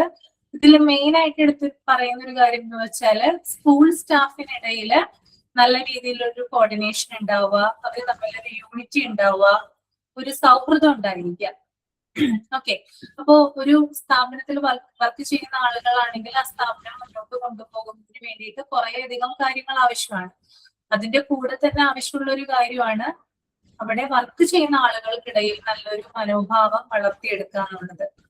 ഫ്രണ്ട്ലി അപ്രോച്ച് ആയിരിക്കും. അതായത് ഒരാൾക്ക് എന്തെങ്കിലും പ്രശ്നങ്ങൾ വന്നു കഴിഞ്ഞാൽ മറ്റൊരാൾ അയാളെ സപ്പോർട്ട് ചെയ്യാനുണ്ടാവുക. അതുപോലെ തന്നെ സ്റ്റാഫുകൾക്കിടയിൽ യൂണിറ്റി ഉണ്ടാവുക. ഏതൊരു തീരുമാനം എടുക്കുമ്പോഴും അല്ലെങ്കിൽ ഏതൊരു കാര്യം ഡിസ്കസ് ചെയ്യുമ്പോഴും ഒരുമിച്ച് ഒന്നാണെന്നുള്ളൊരു മനോഭാവത്തോടു കൂടി മുന്നോട്ട് പോവാന്നുള്ളതും വളരെ ഇമ്പോർട്ടന്റ് ആയിട്ടുള്ള ഒരു കാര്യമാണ്. അതുപോലെ തന്നെ പരസ്പരം കോർഡിനേഷൻ ഉണ്ടാവുക, എല്ലാത്തിനും സഹകരിക്കുക. ഒരാൾക്ക് ഒരു പ്രശ്നം വന്നു കഴിയുമ്പോൾ ആ പ്രോബ്ലം സോൾവ് ചെയ്യുന്നതിന് വേണ്ടിയിട്ട് മാക്സിമം സപ്പോർട്ട് കൊടുക്കും. അപ്പൊ ഇത്തരത്തിലുള്ള കാര്യങ്ങൾ ചെയ്യാം. പിന്നെ അതുപോലെ തന്നെ കുട്ടികളായാലും ഈ ടീച്ചേഴ്സിന്റെ മറ്റു കാര്യങ്ങളൊക്കെ അനുകരിക്കാറുണ്ട് അല്ലെ. അവരെന്ത് ചെയ്യും, ടീച്ചേഴ്സിനൊക്കെ കാണുന്ന സമയത്ത് അവർ ചെയ്യുന്ന പോലുള്ള കാര്യങ്ങള് കുട്ടികളും അനുകരിക്കാനായിട്ട് നോക്കും. അപ്പൊ അങ്ങനെയുള്ള സമയത്ത് എന്ന് പറഞ്ഞാൽ പ്രത്യേകിച്ച് അതായത് എപ്പോഴും ടീച്ചേഴ്സ് എന്താ പറയാ ഒരു അലേർട്ട് ആയിരിക്കണം. അതായത് കുട്ടികൾ തങ്ങളെ നോക്കുന്നുണ്ട്, തങ്ങളുടെ കാര്യങ്ങളാണ് കുട്ടികൾ ഇമിറ്റേറ്റ് ചെയ്യുന്നത് എന്നുള്ളൊരു ബോധം ടീച്ചേഴ്സിന് ഉണ്ടായിരിക്കണം. അതനുസരിച്ചിട്ട് വേണം പ്രവർത്തിക്കാൻ. പിന്നെ നേരത്തെ പറഞ്ഞതുപോലെ തന്നെ അധ്യാപകരായാലും ടീച്ചേഴ്സ് ആയാലും നോൺ ടീച്ചിങ് സ്റ്റാഫുകളായാലും അവർക്കിടയിൽ പരസ്പരമായിട്ടുള്ളൊരു മനോഭാവം ഉണ്ടായിരിക്കണം. പിന്നെ ഹെഡ് മാസ്റ്റർ എന്ന് പറയുന്ന വ്യക്തി എല്ലാവരുടെയും കാര്യങ്ങളിൽ നിയന്ത്രണമുള്ള അല്ലെങ്കിൽ കൺട്രോൾ ഉള്ള ഒരു വ്യക്തി കൂടിയായിരിക്കും. ഓക്കെ. അപ്പൊ ഇത്തരത്തിലുള്ള കാര്യങ്ങൾ നമ്മൾ ശ്രദ്ധിക്കുകയാണെങ്കിൽ സ്കൂളിലെ ഡിസിപ്ലിൻ മെയിൻറ്റെയിൻ ചെയ്ത് കൊണ്ടുപോകുന്നതിന് അത് സഹായിക്കുന്നതാണ്. ഓക്കെ. അപ്പൊ എഫക്റ്റീവ് ടീം വർക്കേഴ്സ് എന്ന് പറഞ്ഞാൽ ഉദ്ദേശിക്കുന്നത് സ്റ്റാഫുകൾക്കിടയിൽ അല്ലെങ്കിൽ സ്കൂളിൽ വർക്ക് ചെയ്യുന്ന ആളുകൾക്കിടയിലുള്ള പരസ്പര സൗഹൃദം അല്ലെങ്കിൽ കോർഡിനേഷൻ, യൂണിറ്റി എന്നിവയാണ്. ക്ലിയർ ആണോ? ഓക്കെ ആണോ?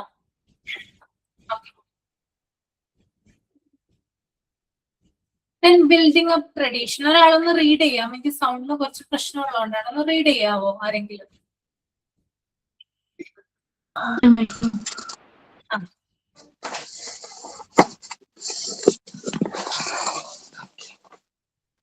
Building up traditions. As we have already stated, school discipline is closely connected with school traditions. The higher and noble the traditions built up by a school, the greater the efforts on the parts of pupils and teachers to maintain those traditions. Traditions plummet from one generation of pupils to the other, and as such, if properly guided, pupils would never try to lower the noble traditions built by those who have gone before them. The problem of discipline, like schoolwork, is a continuous process, and therefore it is quite comfortable to worry in a school with a traditions of good discipline. Building up tradition എന്ന് പറഞ്ഞാൽ എന്താ ഉദ്ദേശിക്കുന്നത്? അതായത് പരമ്പരാഗതമായിട്ടുള്ള പാരമ്പര്യങ്ങൾക്ക് മുൻതൂക്കം കൊടുക്കുക എന്നുള്ളതാണ് കേട്ടോ അവിടെ മീൻ ചെയ്യുന്നത്. അതായത് ഒരു സ്കൂളിൽ നല്ലൊരു ഡിസിപ്ലിൻ മെയിൻറ്റെയിൻ ചെയ്ത് കൊണ്ടുപോകുന്നുണ്ടെങ്കിൽ ആ സ്കൂള് ട്രഡീഷന് കൂടുതൽ അല്ലെങ്കിൽ അവര് കാത്തു സൂക്ഷിക്കുന്ന പരമ്പരാഗതമായിട്ടുള്ള രീതികൾക്ക് കുറച്ചും കൂടി പ്രാധാന്യം കൊടുക്കുന്നവരായിരിക്കും അല്ലെ. അതായത് നമുക്ക് കുറച്ച് സ്കൂളുകളെങ്കിലും അറിയാം, കുറെ നാളുകളായിട്ട് വർഷങ്ങളായിട്ട് പ്രവർത്തിച്ചു വരുന്ന കുറെ അധികം നല്ല സ്കൂളുകളുണ്ട് അല്ലെ. ഈ സ്കൂളുകളുടെ ഒക്കെ പ്രത്യേകത എന്തായിരിക്കും? എന്തായിരിക്കും പ്രത്യേകത? ഈ പറയുന്ന കാര്യങ്ങളൊക്കെ ഭയങ്കര ഭംഗിയായിട്ട് കൊണ്ടുപോകുന്ന ആൾക്കാരായിരിക്കും. അതെ. കൂടാതെ അതായത് ട്രഡീഷൻസ്, അതായത് അവര് കുറച്ച് മുൻതൂക്കം കൊടുക്കുന്ന ചില പരമ്പരാഗതമായിട്ടുള്ള രീതികളുണ്ട്, അതിന് കൂടുതലായിട്ട് പ്രിഫറൻസ് കൊടുക്കുന്ന സ്കൂളുകളായിരിക്കും. അതുകൊണ്ട് തന്നെ ആ ഒരു സ്കൂളിന്റെ പേരിനോ അല്ലെങ്കിൽ പ്രശസ്തിക്കോ ഒന്നും തന്നെ കോട്ടം തട്ടിയിട്ടുണ്ടാവില്ല. പഴയ അതായത് മോഡേൺ ആയിട്ടുള്ള കാര്യങ്ങൾ അവർ ഉപയോഗിക്കുന്നുണ്ടെങ്കിൽ കൂടിയും അവർ കാത്തു സൂക്ഷിക്കുന്ന ചില കാര്യങ്ങളുണ്ട്. ഇപ്പൊ നമ്മള് ചില പരസ്യങ്ങളൊക്കെ കാണാറില്ലേ, ടെക്സ്റ്റൈൽസിന്റെ പരസ്യം കാണാറുണ്ട്, ജ്വല്ലറിയുടെ ഒക്കെ പരസ്യം കാണാറുണ്ട് അല്ലെ. അതിനകത്ത് ആ പരസ്യങ്ങളിൽ അവർ എടുത്തു പറയുന്ന ഒരു കാര്യമുണ്ട്, ട്രഡീഷനെ കുറിച്ച്. ശ്രദ്ധിച്ചിട്ടുണ്ടോ? ഉണ്ടല്ലേ. ഇപ്പൊ കല്യാൺ ജ്വല്ലേഴ്സിന്റെ ഒക്കെ പരസ്യം നിങ്ങൾ കണ്ടിട്ടുണ്ടാവും അല്ലെ? ഏറ്റവും ലീഡ് ചെയ്യുന്ന ഒരു ജ്വല്ലറിയാണ്. അവര് അവരുടെ ഇപ്പോ ന്യൂസ് പേപ്പറിലായിക്കോട്ടെ, അല്ലെങ്കിൽ ടിവിയിലായിക്കോട്ടെ, അല്ലെങ്കിൽ മറ്റ് അഡ്വർടൈസ്മെന്റിലായിക്കോട്ടെ, അവര് ഊന്നി പറയുന്ന ഒരു കാര്യമാണ് ട്രഡീഷനെ കുറിച്ച്. ഓക്കെ, അപ്പൊ ഇത്തരത്തില് ട്രഡീഷനെ കുറിച്ച് കൂടുതൽ, അല്ലെങ്കിൽ ട്രഡീഷന് കൂടുതൽ പ്രയോറിറ്റി കൊടുക്കും തോറും ആ ഒരു സ്കൂളിന്റെ പ്രശസ്തിയും വർദ്ധിക്കാനുണ്ടാവുന്നത്. അതുപോലെ തന്നെയാണ് ഇവിടെ. അതായത് ഒരു സ്കൂളില് നല്ല പരമ്പരാഗതമായിട്ടുള്ള, അല്ലെങ്കിൽ പാരമ്പര്യം, നല്ല ട്രഡീഷൻസ് കീപ്പ് ചെയ്ത് പോകുവാണെങ്കിൽ അത് ആ സ്കൂളിലെ നല്ല അധ്യാപകരെയും നല്ല വിദ്യാർത്ഥികളെയും കൂടുതലായിട്ട് മെയിൻറ്റെയിൻ ചെയ്ത് കൊണ്ടുപോകാനായിട്ട് സാധിക്കും. ഗവൺമെന്റ് സ്കൂളും ബാധകമാണോ മാം? എന്താണ്? ഗവൺമെന്റ് സ്കൂളും ബാധകമാണ് അതിന്? എല്ലാ സ്കൂളുകൾക്കും ബാധകമാണ്. എല്ലാ സ്കൂളുകൾക്കും ഉണ്ട് കേട്ടോ. ഈ സ്കൂളുകളുടെ ഒക്കെ പ്രത്യേകത എന്ന് പറഞ്ഞാൽ ഒരു തലമുറയിൽ നിന്ന് മറ്റൊരു തലമുറയിലേക്ക് ഇത് കൈമാറുവാണ്. മിസ്, കൂടുതൽ ഈ നമ്മളെ ഈ ഞാൻ കേട്ടിരിക്കുന്ന നമ്മൾ ഈ സെന്റ് തോമസ്, സെന്റ് ഫ്രാൻസിസ് സ്കൂളുകളില്ലേ, അവർക്ക് അവരുടേതായ ചില പ്രോഗ്രാമുകളൊക്കെ ഉണ്ടാവും. കൂടുതൽ നമ്മൾ മറ്റു സ്കൂളിലെ അപേക്ഷിച്ചിട്ട് അവരുടേതായ പ്രോഗ്രാമുകൾ കൂടുതൽ അങ്ങനെയൊക്കെ കണ്ടുവന്നിട്ടുണ്ട്. അതൊക്കെ പരമ്പരാഗതമായ കാര്യങ്ങളുടെ വരുന്നതല്ലേ? അതെ അതെ. അപ്പോ ഇത് ഒരു തലമുറ അത് യൂസ് ചെയ്തു, അല്ലെങ്കിൽ അത് അവർ ഉപയോഗിച്ചു എന്ന് പറഞ്ഞിട്ട് അത് സ്റ്റെക്ക് ആവുന്നില്ല. അടുത്ത തലമുറയിലേക്ക് വരുമ്പോൾ വീണ്ടും അത് കൈമാറ്റം ചെയ്യപ്പെടും. ഇപ്പൊ ഞാൻ നേരത്തെ പറഞ്ഞ ജ്വല്ലറികള്, ടെക്സ്റ്റൈൽസ്, ഇതൊക്കെ എന്ന് പറഞ്ഞാൽ കാലങ്ങളായിട്ട്, അതായത് കുറെ വർഷങ്ങൾക്ക് മുമ്പ് ഉണ്ടായിട്ടുള്ള സ്ഥാപനങ്ങളാണ്.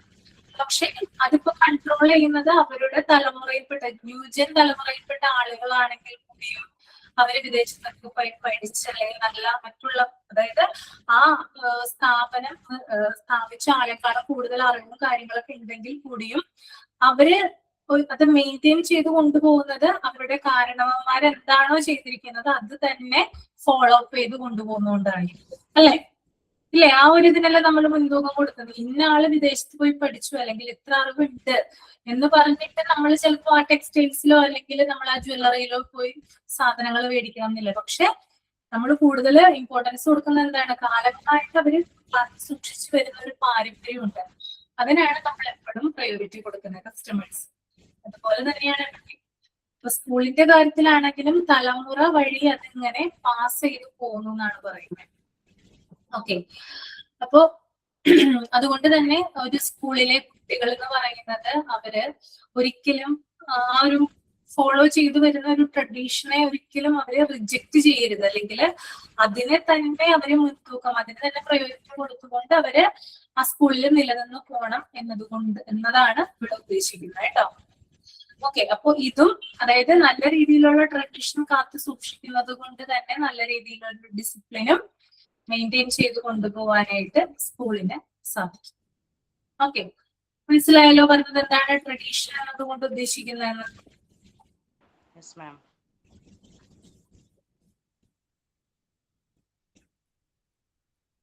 നെക്സ്റ്റ് വൺ ആണ് judicious use of reward and punishment. ഒരാളെ റീഡ് ചെയ്യൂ കേട്ടോ.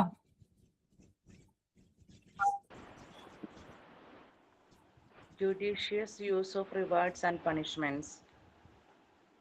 Praiseworthy and successful efforts on the part of peoples must be recognized and rewarded, but rewards must not encourage unhealthy matches among peoples.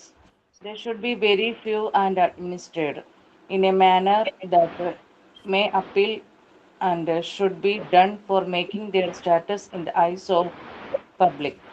In this regard, the Government of India has taken out a step which can help in raising the status of varied programs organized in the House by President of India for the reception of teachers of primary schools. Such festivals should be organized in each state by Chief Minister. Besides, there should be provided facilities to advance their education qualifications. Along with it, traditions of privations should be banned. To eradicate indiscipline, G.K. Bonsle started the National Discipline Scheme in 1964. According to the scheme, the stress and relies on the physical development of children. This scheme is being run in schools of several states of Indian Union Punjab, Gujarat, Maharashtra, Uttar Pradesh, Delhi, and Madhya Pradesh, etc. But it is not encouraging. Thank you, Miss. Okay. Judicious use of rewards and punishment. അതായത് ഇവിടെ പറയുന്ന കാര്യം കുട്ടികൾ, അതായത് വിദ്യാർത്ഥികൾ നല്ല പ്രവർത്തനങ്ങൾ, നല്ല കാര്യങ്ങൾ ചെയ്യുവാണെങ്കിൽ അവരെ അതിന് തക്കവണ്ണം പ്രശംസിക്കണം, അതായത് അപ്രീഷിയേറ്റ് ചെയ്യണം.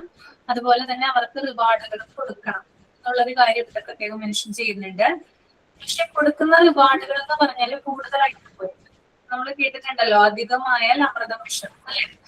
അതുപോലെ കുട്ടികൾക്ക് എന്തെങ്കിലും കാര്യങ്ങൾ ചെയ്യുന്നുണ്ടെങ്കിൽ കുട്ടികൾക്ക് നമ്മൾക്ക് അപ്രീഷിയേഷൻസ് കൊടുക്കാം. അതുപോലെ തന്നെ നമുക്ക് അവർക്ക് റിവാർഡുകളോ കാര്യങ്ങളൊക്കെ കൊടുക്കാവുന്നതാണ്. പക്ഷെ അതൊരിക്കലും കൂടുതലായി പോകരുത്. ഇങ്ങനെ കൂടുതലായി പോകുമ്പോൾ അത് വിദ്യാർത്ഥികൾക്കിടയിൽ അല്ലെങ്കിൽ കുട്ടികൾക്കിടയിൽ അത്ര നല്ല രീതിയിലുള്ളൊരു ഇമ്പാക്റ്റ് ആയിരിക്കില്ല ഉണ്ടാക്കുന്നത്, അല്ലെ?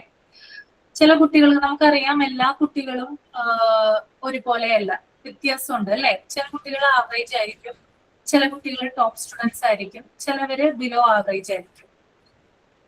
ഇവർക്ക് എല്ലാവർക്കും ചിലപ്പോ ഏറ്റവും നന്നായിട്ട് ചെയ്യുന്ന കുട്ടിയെ പോലെ മറ്റുള്ള കുട്ടികൾക്ക് ചെയ്യാൻ പറ്റണം എന്നില്ല. അപ്പൊ എപ്പോഴും ഒരു കുട്ടി മാത്രം സമ്മാനം വാങ്ങിക്കുന്നു, അല്ലെങ്കിൽ ഒരു കുട്ടിക്ക് മാത്രം പ്രശംസകൾ ലഭിക്കുന്നു, ഇതൊക്കെ കാണുമ്പോൾ മറ്റു കുട്ടികൾക്ക് അത് അരോചകമായിട്ട് തോന്നിയിട്ടാണ്. അപ്പോ വിദ്യാർത്ഥികൾക്കിടയിൽ ഒരു നല്ല രീതിയിലല്ലാത്തൊരു മത്സരമാണ് അവിടെ ക്രിയേറ്റ് ചെയ്യപ്പെടുന്നത്. ഓക്കെ, കുട്ടികൾക്ക് തന്നെ അവരുടെ മനസ്സിൽ പല പല ചിന്തകളും വരും. എപ്പോഴും അവനെ മാത്രം എനിക്ക് പറ്റുന്നില്ല, എന്നെ കൊണ്ടൊന്നിനും കൊള്ളില്ല, അങ്ങനെയുള്ള ചിന്തകളും വിചാരങ്ങളൊക്കെ വരാം. അപ്പൊ കൂടുതലായിട്ട് കൊടുക്കുന്നത് എപ്പോഴും നല്ലൊരു കാര്യമല്ലെന്നാണ് ഇവിടെ ഉദ്ദേശിക്കുന്നത്. ഓക്കെ, അപ്പൊ കൊടുക്കണ്ടെന്നല്ല പറയുന്നത്, പക്ഷെ കുട്ടികളെ നമ്മൾ മനസ്സിലാക്കിയിട്ട് വേണം ഓരോ കാര്യങ്ങളും ചെയ്യാനായിട്ട്. അതുപോലെ തന്നെ ടീച്ചേഴ്സിന്റെ ഒക്കെ കാര്യം പറയുവാണെങ്കിൽ, ടീച്ചേഴ്സിനെ പ്രൊമോട്ട് ചെയ്യുന്നതിന് വേണ്ടിയിട്ട് പലതരത്തിലുള്ള പരിപാടികൾ ഗവൺമെന്റ് തലത്തിൽ നടത്താറുണ്ട്, അല്ലെ? പല പരിപാടികൾ കണ്ടക്ട് ചെയ്യാറില്ലേ ടീച്ചേഴ്സിനെ പ്രൊമോട്ട് ചെയ്യുന്നതിന് വേണ്ടിയിട്ട്? ട്രെയിനിങ്ങുകൾ കൊടുക്കാറില്ലേ, അല്ലെ? ടീച്ചേഴ്സിൽ തന്നെയുള്ള കഴിവുകൾ കണ്ടെത്തുന്നതിന് വേണ്ടിയിട്ട് പല ട്രെയിനിങ്ങുകൾ കാര്യങ്ങളൊക്കെ കൊടുക്കാറുണ്ട്, അല്ലെ? പിന്നെ അവാർഡുകൾ കൊടുക്കാറുണ്ട്, അല്ലെ? അപ്പൊ ഇതൊക്കെ അവരെ പ്രൊമോട്ട് ചെയ്യുന്നതിന് വേണ്ടിയിട്ടാണ്. പിന്നെ അതുപോലെ തന്നെ കൂടുതലായിട്ടുള്ള അവസരങ്ങൾ, ചാൻസസ് ഉണ്ടെങ്കിൽ അത് അവർക്ക് കൊടുക്കുക. പിന്നെ അങ്ങനെയുള്ള കുറച്ച് കാര്യങ്ങളൊക്കെ എന്ത് ചെയ്യുക, ടീച്ചേഴ്സിനെ പ്രൊവൈഡ് ചെയ്യാവുന്നതാണ്. ഓക്കെ, പിന്നെ ഇവിടെ ഒരു നാഷണൽ ഡിസിപ്ലിൻ സ്കീമിന്റെ കാര്യം പറയുന്നുണ്ട് കേട്ടോ. അത് ജസ്റ്റ് ഒന്ന് നോക്കി വെച്ചാൽ മതി. GK ബോൺസ്ലെ അദ്ദേഹത്തിന്റെ ഒരു പദ്ധതിയാണ് നാഷണൽ ഡിസിപ്ലിൻ സ്കീം. 1964 ഇത് എസ്റ്റാബ്ലിഷ് ചെയ്തത്. ഇതിന്റെ മെയിൻ ആയിട്ടുള്ള പ്രവർത്തനം എന്ന് പറയുന്നത്, ഈ പദ്ധതിയുടെ ലക്ഷ്യം എന്ന് പറയുന്നത് കുട്ടികളുടെ ശാരീരികമായിട്ടുള്ള വികസനം നടത്തുക, അതുവഴി കുട്ടികൾക്ക് ഡിസിപ്ലിൻ കൊടുക്കുക. നമ്മൾ പട്ടാളത്തിലൊക്കെ കണ്ടിട്ടില്ലേ, മിലിറ്ററിയിലൊക്കെ എങ്ങനെയാ ചെയ്യുന്നത്? അതുപോലെ തന്നെ എങ്ങനെയാ മിലിറ്ററിയില് ഡിസിപ്ലിൻ എങ്ങനെയാ?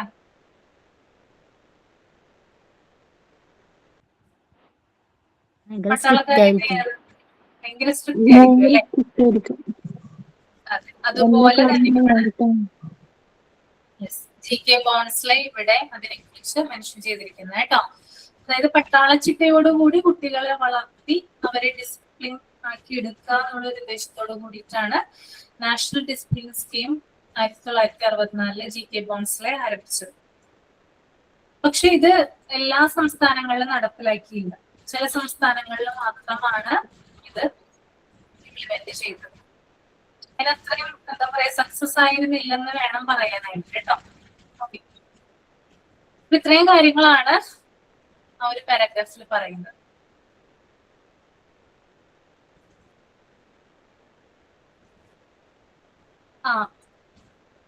ശുഭ പോയോ? ശുഭ ഉണ്ടാവും?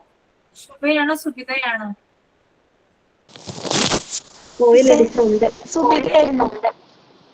സുബിതയ്ക്ക് ഏതായിരുന്നു ടോപ്പിക്? എനിക്ക് കൺട്രോൾ ഓഫ് കോർഡിനേഷൻ. ശുഭയ്ക്കോ? Coordination in management.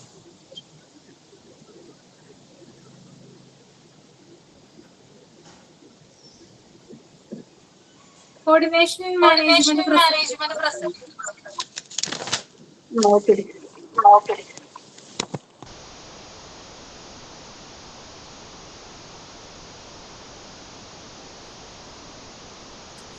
Good afternoon teacher. Good afternoon friends. അപ്പോൾ ഇന്നത്തെ എൻ്റെ സെമിനാറിൻ്റെ ടോപ്പിക്ക് കോർഡിനേഷൻ ഇൻ മാനേജ്മെൻറ്റ് എന്നുള്ളതാണ്. കോർഡിനേഷൻ ഇൻ മാനേജ്മെൻറ്റ് നമ്മൾ എല്ലാവരും കേട്ടിട്ടുള്ളതായിരിക്കും.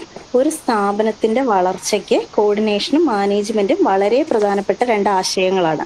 അതുപോലെ തന്നെ ഈ രണ്ട് കാര്യങ്ങളും കോർഡിനേഷനും മാനേജ്മെൻറ്റും ഉണ്ടെങ്കിൽ മാത്രമാണ് ഒരു സ്ഥാപനം അതിൻ്റെ വിജയത്തിലേക്ക് എത്തുള്ളൂ. വിജയത്തിന് ഏറ്റവും അത്യന്താപേക്ഷിതമായ രണ്ട് ഘടകങ്ങൾ കൂടെയാണ് കോർഡിനേഷൻ എന്നും മാനേജ്മെന്റ് എന്നും പറയുന്നത്. ഇതിൽ നമുക്ക് മാനേജ്മെന്റ് എന്ന് പറഞ്ഞാൽ എന്താണെന്ന് നോക്കാം. ഒരു സ്ഥാപനം അതിൻ്റെ ലക്ഷ്യങ്ങൾ കൈവരിക്കുന്നതിനായിട്ട് ആസൂത്രണം ചെയ്യുക, സംഘാടനം നടത്തുക, ഉദ്യോഗാർത്ഥികളെ നിയമിക്കുക, നിർദ്ദേശങ്ങൾ നൽകുക, പിന്നെ എന്തെങ്കിലും നിയന്ത്രണങ്ങൾ ഏർപ്പെടുത്തണമെങ്കിൽ അങ്ങനത്തെ നിയന്ത്രണങ്ങൾ നടത്തുക. ഇങ്ങനെ ഇത്തരത്തിലുള്ള ഇത്രയും പ്രവർത്തനങ്ങൾ കാര്യക്ഷമമായി നടത്തുന്ന ഒരു പ്രക്രിയയെയാണ് നമ്മൾ മാനേജ്മെന്റ് എന്ന് പറയുന്നത്. അതായത് ഒരു സ്ഥാപനം അതിനാദ്യമേ ഒരു അൾട്ടിമേറ്റ് ഗോൾ ഉണ്ടാകും. ആ ഗോളിലേക്ക് എത്തിച്ചേരാൻ വേണ്ടിയിട്ട് കുറെ കാര്യങ്ങൾ ചെയ്തു വെക്കുന്നു, കുറെ കാര്യങ്ങൾ പ്ലാൻ ചെയ്യുന്നു, ആസൂത്രണം ചെയ്യുന്നു. അതുപോലെ ഈ ഗോളിലേക്ക് എത്താൻ വേണ്ടിയിട്ട് ഏറ്റവും കഴിവുള്ള നല്ല ഉദ്യോഗാർത്ഥികളെ തന്നെ സെലക്ട് ചെയ്ത് നിയമിക്കുന്നു. അതുപോലെ ആ ഗോളിലേക്ക് എത്തിച്ചേരാൻ വേണ്ടിയിട്ട് കുറേയധികം നല്ല നിർദ്ദേശങ്ങൾ മുന്നോട്ട് വെക്കുന്നു. പിന്നെ ചില കാര്യങ്ങൾ ചെയ്തിട്ടുണ്ടെങ്കിൽ നമ്മുടെ ഈ ലക്ഷ്യത്തിലേക്ക് എത്താൻ പറ്റത്തില്ല. അപ്പൊ അങ്ങനെയുള്ള കാര്യങ്ങളിലൊക്കെ കുറച്ച് നിയന്ത്രണങ്ങൾ ഏർപ്പെടുത്തുന്നു. തുടങ്ങി ഇത്തരത്തിലുള്ള എല്ലാ പ്രവർത്തനങ്ങളും കാര്യക്ഷമമായിട്ട് നടത്തുന്ന ആ ഒരു പ്രക്രിയനെയാണ് നമ്മൾ മാനേജ്മെന്റ് എന്ന് പറയുന്നത്. അൾട്ടിമേറ്റ്ലി നമ്മുടെ ലക്ഷ്യത്തിലേക്ക് എത്തിച്ചേരാൻ വേണ്ടിയിട്ട് നമ്മൾ കുറേയധികം കാര്യങ്ങൾ ആസൂത്രണം ചെയ്യുന്നു. ഇങ്ങനെ നല്ല രീതിയിൽ എഫക്റ്റീവായിട്ട് ഇങ്ങനെ ഈ ആസൂത്രണം ചെയ്ത് വെക്കുന്ന, അങ്ങനെ ആസൂത്രണം ചെയ്യുന്നതിനെയാണ് നമ്മൾ മാനേജ്മെന്റ് എന്നതുകൊണ്ട് ഉദ്ദേശിക്കുന്നത്. ഇനി ഒരു സ്കൂളിന്റെ കാര്യമാണെങ്കിൽ, ഒരു സ്കൂളിന്റെ കാര്യം ഒരു വിദ്യാലയത്തിന്റെ ഏറ്റവും സുഗമമായ നടത്തിപ്പിനും ഈ പറയുന്ന പോലെ മാനേജ്മെന്റും കോർഡിനേഷനും നമുക്ക് അത്യാവശ്യം തന്നെയാണ്. അപ്പോൾ ഒരു സ്കൂളിന്റെ ലക്ഷ്യം കൈവരിക്കുന്നതിനായിട്ട് ഒരു സ്കൂളിനെ സംബന്ധിച്ച് അതിന്റെ ഏറ്റവും വലിയ ലക്ഷ്യം എന്ന് പറയുന്നത് ഏറ്റവും നല്ല റിസൾട്ട് തന്നെയാണ്. അപ്പോൾ ഒരു സ്കൂളിൽ ഏറ്റവും നല്ല റിസൾട്ട് ഉണ്ടാക്കിയെടുക്കാൻ വേണ്ടിയിട്ട് ആ സ്കൂളിലെ മാനവ വിഭവശേഷിയെയും അതുപോലെ ഭൗതിക സാഹചര്യങ്ങളെയും പിന്നെ അവിടുത്തെ പാഠ്യപദ്ധതികളെയും മികച്ച രീതിയിൽ ക്രമീകരിക്കുന്ന പ്രക്രിയനെയാണ് നമ്മളൊരു സ്കൂളിന്റെ മാനേജ്മെന്റ് എന്ന് പറയുന്നത്. അതായത് ഒരു സ്കൂളിനെ സംബന്ധിച്ച് അതിന്റെ ഏറ്റവും വലിയ ലക്ഷ്യം എന്ന് പറയുന്നത് 100% റിസൾട്ട് ഉണ്ടാക്കുക എന്നുള്ളതാണ്. അപ്പൊ അങ്ങനെ ഒരു റിസൾട്ട് ഉണ്ടാക്കാൻ വേണ്ടിയിട്ട് അവിടുത്തെ മനുഷ്യ വിഭവങ്ങളെ ഏറ്റവും എഫക്റ്റീവായിട്ട് യൂസ് ചെയ്യുക. മനുഷ്യ വിഭവങ്ങൾ എന്ന് പറയുമ്പോൾ ഒരു അധ്യാപകരും വിദ്യാർത്ഥികളും എല്ലാവരും ഉണ്ടാകും. അപ്പൊ ഏറ്റവും നല്ല അധ്യാപകരെ കണ്ടെത്തി നിയമിച്ച് കുട്ടികൾക്ക് ഏറ്റവും നന്നായിട്ട് പഠിപ്പിച്ചു കൊടുത്ത് അങ്ങനെ കുട്ടികളെ വിജയത്തിലേക്ക് എത്തിക്കാൻ വേണ്ടി നല്ല അധ്യാപകരെ കണ്ടെത്തുക. അതുപോലെ തന്നെ വിദ്യാർത്ഥികളുടെ ഭാഗത്തു നിന്നായാലും ഏറ്റവും നല്ല രീതിയിൽ പഠിക്കുക, ഏറ്റവും നന്നായിട്ട് റിസൾട്ട് ഉണ്ടാക്കുന്ന ടെക്നിക്കുകൾ ഉപയോഗിച്ച് അവർ പഠിക്കുക. അങ്ങനെ അവിടുത്തെ മനുഷ്യ വിഭവങ്ങളെ, ഒരു സ്കൂളിലെ മനുഷ്യ വിഭവങ്ങളെ ഏറ്റവും നല്ല എഫക്റ്റീവായിട്ട് യൂസ് ചെയ്യുക. അതുപോലെ ഭൗതിക സാഹചര്യങ്ങൾ, സ്കൂളിന്റെ ഭൗതിക സാഹചര്യങ്ങൾ എന്ന് പറയുന്നത് അവിടുത്തെ ക്ലാസ് റൂം, ലബോറട്ടറികൾ, ലൈബ്രറികൾ, അങ്ങനത്തെ സാഹചര്യങ്ങൾ, ആ സാഹചര്യങ്ങളെയെല്ലാം ഏറ്റവും നന്നായിട്ട് ഉപയോഗിച്ചുകൊണ്ട് സ്കൂളിനെ ഏറ്റവും നല്ല റിസൾട്ടിലേക്ക് എത്തിക്കുക. അതുപോലെ സ്കൂളിന്റെ പാഠ്യപദ്ധതികൾ എന്ന് പറയുമ്പോൾ തന്നെ സ്കൂളിനെ റിസൾട്ടിലേക്ക് എത്തിക്കാൻ കഴിയുന്ന 100% റിസൾട്ടിലേക്ക് സ്കൂളിനെ എത്തിക്കാൻ കഴിയുന്ന രീതിയിൽ അവിടുത്തെ പാഠ്യപദ്ധതികൾ തയ്യാറാക്കുക. ഇത്രയും കാര്യങ്ങളൊക്കെ അവിടുത്തെ മനുഷ്യ വിഭവങ്ങളെ നന്നായിട്ട് ഉപയോഗിച്ച്, ഭൗതിക സാഹചര്യങ്ങളെ നന്നായിട്ട് ഉപയോഗിച്ച്, പാഠ്യപദ്ധതികളെ ഏറ്റവും നന്നായിട്ട് ക്രമീകരിച്ച് ഇങ്ങനെയെല്ലാം സ്കൂളിനെ 100% റിസൾട്ടിലേക്ക് എത്തിക്കുന്നതിനെയാണ്, ആ ഒരു പ്രക്രിയനെയാണ് നമ്മൾ സ്കൂളിന്റെ മാനേജ്മെന്റ് എന്നതുകൊണ്ട് ഉദ്ദേശിക്കുന്നത്. പിന്നെ അതുപോലെ തന്നെ ഒരു നല്ല മാനേജ്മെന്റ് ഉള്ള സ്കൂളിൽ എന്ന് പറയുന്നത് അവിടെ അധ്യാപകരും വിദ്യാർത്ഥികളും രക്ഷിതാക്കളും തമ്മിൽ ഒരു നല്ല ആശയവിനിമയം ഉണ്ടായിരിക്കും. നല്ല മാനേജ്മെന്റ് ഉള്ളിടത്ത് നല്ല ആശയവിനിമയം നിലനിൽക്കും. നല്ലൊരു കമ്മ്യൂണിക്കേഷൻ ഉള്ളതിന്റെ ഫലമായിട്ട് അവിടെ നല്ലൊരു ഐക്യവും ഉണ്ടാകും. അപ്പൊ അധ്യാപകരും വിദ്യാർത്ഥികളും രക്ഷിതാക്കളും തമ്മിൽ നല്ലൊരു കമ്മ്യൂണിക്കേഷനും നല്ല ഐക്യവും ഉണ്ടാക്കാനായിട്ട് ഈ നല്ല മാനേജ്മെന്റിന് സാധിക്കും. അതുപോലെ തന്നെ ഈ മാനേജ്മെന്റ് ഒരു വിദ്യാലയത്തിന്റെ നയങ്ങൾ രൂപീകരിക്കുന്നതിന് വിദ്യാലയത്തിൻ്റെതായ കുറച്ച് നിയമങ്ങളും നയങ്ങളും ഉണ്ടാകും. 10 മണിക്ക് ക്ലാസ്സിൽ വരണം, അതുപോലെ 4 മണിക്ക് സ്കൂള് വിട്ട് കറക്റ്റായിട്ട് വീട്ടിലേക്ക് പോകണം, അല്ലാതെ അവിടെ അലഞ്ഞു തിരിഞ്ഞ് നടക്കാൻ പാടില്ല. അങ്ങനെ വിദ്യാലയത്തിൻ്റെതായ ചില നയങ്ങളും നിയമങ്ങളും ഉണ്ടാകും. ഇങ്ങനെ ഈ നിയമങ്ങൾ രൂപീകരിക്കാനും ഈ നിയമങ്ങളൊക്കെ ആസൂത്രണം ചെയ്യാനും ഈ മാനേജ്മെന്റ് സ്കൂളിനെ സഹായിക്കുന്നു. അപ്പൊ നല്ല മാനേജ്മെന്റ് ഉള്ള സ്കൂളിൽ നല്ല നയങ്ങൾ ഉണ്ടാകും, ആ നല്ല നയങ്ങൾക്ക് വേണ്ടി നല്ല ആസൂത്രണങ്ങളും ഉണ്ടാകും. പിന്നെ അതുപോലെ സ്കൂൾ മാനേജ്മെന്റ്, ഇത്തരം നല്ല മാനേജ്മെന്റുകളുടെ ചില ചുമതലകൾ എന്തൊക്കെയാണ്? ഈ നല്ല മാനേജ്മെന്റിന്റെ ഒന്നാമത്തെ ചുമതലയാണ് ആസൂത്രണം ചെയ്യുക എന്നുള്ളത്. ആസൂത്രണം ചെയ്യുന്നത് കൊണ്ട് ഉദ്ദേശിക്കുന്ന ലക്ഷ്യം മുൻകൂട്ടി തീരുമാനിക്കുക. അതായത് നമ്മൾ എന്തെങ്കിലും ഒരു കാര്യത്തിന് വേണ്ടി വെറുതെ പ്രവർത്തിക്കുകയല്ല, അല്ലെങ്കിൽ സ്കൂള് വെറുതെ റൺ ചെയ്തു പോവുക എന്നല്ല. നമ്മുടെ ലക്ഷ്യം എന്താണെന്ന് നമ്മൾ ആദ്യം കണ്ടെത്തുക. ഒരു സ്കൂളിനെ സംബന്ധിച്ച് ഏറ്റവും വലിയ ലക്ഷ്യം നല്ല റിസൾട്ട് ആയിരിക്കും. അപ്പൊ നമ്മൾ 100% റിസൾട്ട് കിട്ടുക എന്നുള്ളതാണ് ഒരു സ്കൂളിന്റെ ലക്ഷ്യം. അങ്ങനെ ഒരു ലക്ഷ്യം നമ്മൾ ആസൂത്രണം ചെയ്യുക, അത് മുൻകൂട്ടി തീരുമാനിക്കുക എന്നുള്ളത് ഒരു നല്ല മാനേജ്മെന്റിന്റെ ഏറ്റവും വലിയ ചുമതലയാണ്. ലക്ഷ്യത്തെ മുൻകൂട്ടി തീരുമാനിക്കുക, അതിനുവേണ്ടി ആസൂത്രണം ചെയ്യുക. പിന്നെ അടുത്ത ഒരു മാനേജ്മെന്റിന്റെ രണ്ടാമത്തെ ചുമതലയാണ് ഓർഗനൈസ് ചെയ്യുക. ഭൗതിക സൗകര്യങ്ങളും മനുഷ്യ വിഭവശേഷിയെയും ഒരുക്കുക. അതായത് നല്ല മാനേജ്മെന്റ് ഉള്ളിടത്ത് അവിടുത്തെ മനുഷ്യ വിഭവങ്ങളെ, മാനവ വിഭവശേഷിയെയും അതുപോലെ അവിടുത്തെ ഭൗതിക സാഹചര്യങ്ങളെയും നമ്മൾ എന്ത് ലക്ഷ്യമാണോ മുന്നിൽ കാണുന്നത് ആ ലക്ഷ്യത്തിന് വേണ്ടി ഏറ്റവും നന്നായിട്ട് ഒരുക്കി വെക്കും. അതിനെയാണ് ഓർഗനൈസ് ചെയ്യുക എന്ന് പറയുന്നത്. അപ്പൊ നല്ല മാനേജ്മെന്റ് ഉള്ളിടത്ത് അങ്ങനെ ഭൗതിക സൗകര്യങ്ങളെയും മനുഷ്യ വിഭവങ്ങളെയും ഏറ്റവും നന്നായിട്ട് ഓർഗനൈസ് ചെയ്ത് ഏറ്റവും നന്നായിട്ട് നമ്മളുടെ റിസൾട്ടിലേക്ക് എത്താൻ പാകത്തിന് ഒരുക്കി വെക്കും. പിന്നെ ഒരു നല്ല മാനേജ്മെന്റിന്റെ പിന്നത്തെ ഒരു ചുമതലയാണ് കൺട്രോൾ ചെയ്യുക. പ്രവർത്തനങ്ങൾ ശരിയായ രീതിയിലാണോ എന്ന് ചെക്ക് ചെയ്യുക. അതായത് നമ്മളുടെ സ്കൂളിലൊക്കെയാണ് പല കാര്യങ്ങളും നടക്കും. ചില കാര്യങ്ങൾ നമ്മുടെ ലക്ഷ്യത്തിൽ എത്തിച്ചേരാനായിട്ട് നമ്മളെ സഹായിക്കില്ല, നമുക്ക് ചില പ്രശ്നങ്ങൾ ഉണ്ടാക്കും. അപ്പൊ എന്തെങ്കിലും അങ്ങനെ മോശമായ പ്രവർത്തനങ്ങൾ ഉണ്ടെങ്കിൽ അത് വേണ്ടെന്ന് വെക്കാനും അതൊന്ന് ചെക്ക് ചെയ്യാനും അതിനെ ഒന്ന് കൺട്രോൾ ചെയ്യാനും ഒക്കെ ഒരു നല്ല മാനേജ്മെന്റിന്റെ ചുമതലയാണ്. നമ്മുടെ റിസൾട്ടിലേക്ക് എത്തിച്ചേരാൻ നമ്മളെ സഹായിക്കാത്ത ചില മോശം സൈഡുകൾ ഉണ്ടെങ്കിൽ അത് പോയി കൺട്രോൾ ചെയ്യുക എന്നുള്ളത് ഒരു നല്ല മാനേജ്മെന്റിന്റെ പ്രധാന ചുമതലയാണ്. പിന്നെ ഒരു നല്ല മാനേജ്മെന്റിന്റെ ഒരു ചുമതലയാണ് ടീം സ്പിരിറ്റ് ഉണ്ടാക്കിയെടുക്കുക എന്നുള്ളത്. അതായത് ഒരാൾ തന്നെ ഒരു അധ്യാപിക മാത്രം വിചാരിച്ചാൽ അല്ലെങ്കിൽ ഒരു വിദ്യാർത്ഥി മാത്രം വിചാരിച്ചാൽ ഒരിക്കലും സ്കൂൾ 100% വിജയത്തിലേക്ക് എത്തത്തില്ല. അതൊരു ടീം വർക്കാണ്. എല്ലാ അധ്യാപകരും ഒരുമിച്ച് പ്രവർത്തിച്ച് എല്ലാ വിദ്യാർത്ഥികളും ഒരുമിച്ച് പ്രവർത്തിച്ചാൽ മാത്രമാണ് സ്കൂള് നല്ല ഒരു റിസൾട്ടിലേക്ക് എത്തുള്ളൂ. അപ്പൊ നമ്മൾ ഒരു ഗ്രൂപ്പാണ്, അല്ലെങ്കിൽ നമ്മൾ ഒരു ടീമാണ്.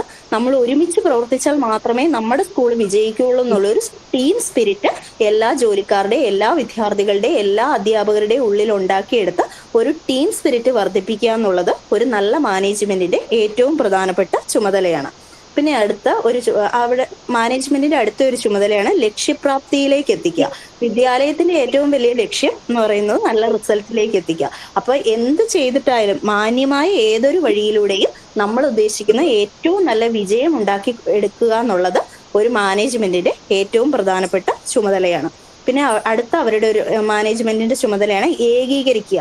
അതായത് സ്റ്റാഫുകൾക്കിടയിൽ മികച്ച സഹകരണം ഉറപ്പാക്കുക. ഒരു സ്കൂളാകും, അവിടെ കുറെ അധ്യാപകരുണ്ടാകും. മനുഷ്യരാണ്, സ്വാഭാവികമായും പ്രശ്നങ്ങൾ ഉണ്ടാകും. പക്ഷെ എല്ലാ സ്റ്റാഫുകളുടെയും പ്രശ്നങ്ങളെ പരിഹരിച്ച് അവർ തമ്മിലൊരു സഹകരണം ഉറപ്പ് വരുത്തുക. പരസ്പരം സംസാരിക്കാത്ത 2 സ്റ്റാഫുകൾ ഉണ്ടെങ്കിൽ അവിടെ ഒരു പുതിയ പ്രശ്നം അങ്ങനെ തന്നെ ഉണ്ടാകും. അപ്പൊ എന്ത് പ്രശ്നം ഉണ്ടായാലും അത് പരസ്പരം സംസാരിച്ച് തീർത്ത് സ്റ്റാഫുകൾക്കിടയിൽ ഒരു സഹകരണം ഉറപ്പുവരുത്തുക എന്നുള്ളത് മാനേജ്മെന്റിന്റെ ഏറ്റവും പ്രധാനപ്പെട്ട ഒരു ചുമതലയാണ്. ഇനി അതുപോലെ ഈ സ്കൂൾ മാനേജ്മെന്റിന്റെ ലക്ഷ്യങ്ങൾ, അവരുടെ ഒന്നാമത്തെ ഏറ്റവും പ്രധാനപ്പെട്ട ലക്ഷ്യമാണ് കുറഞ്ഞ ചിലവിൽ പരമാവധി ഫലം കണ്ടെത്തുക.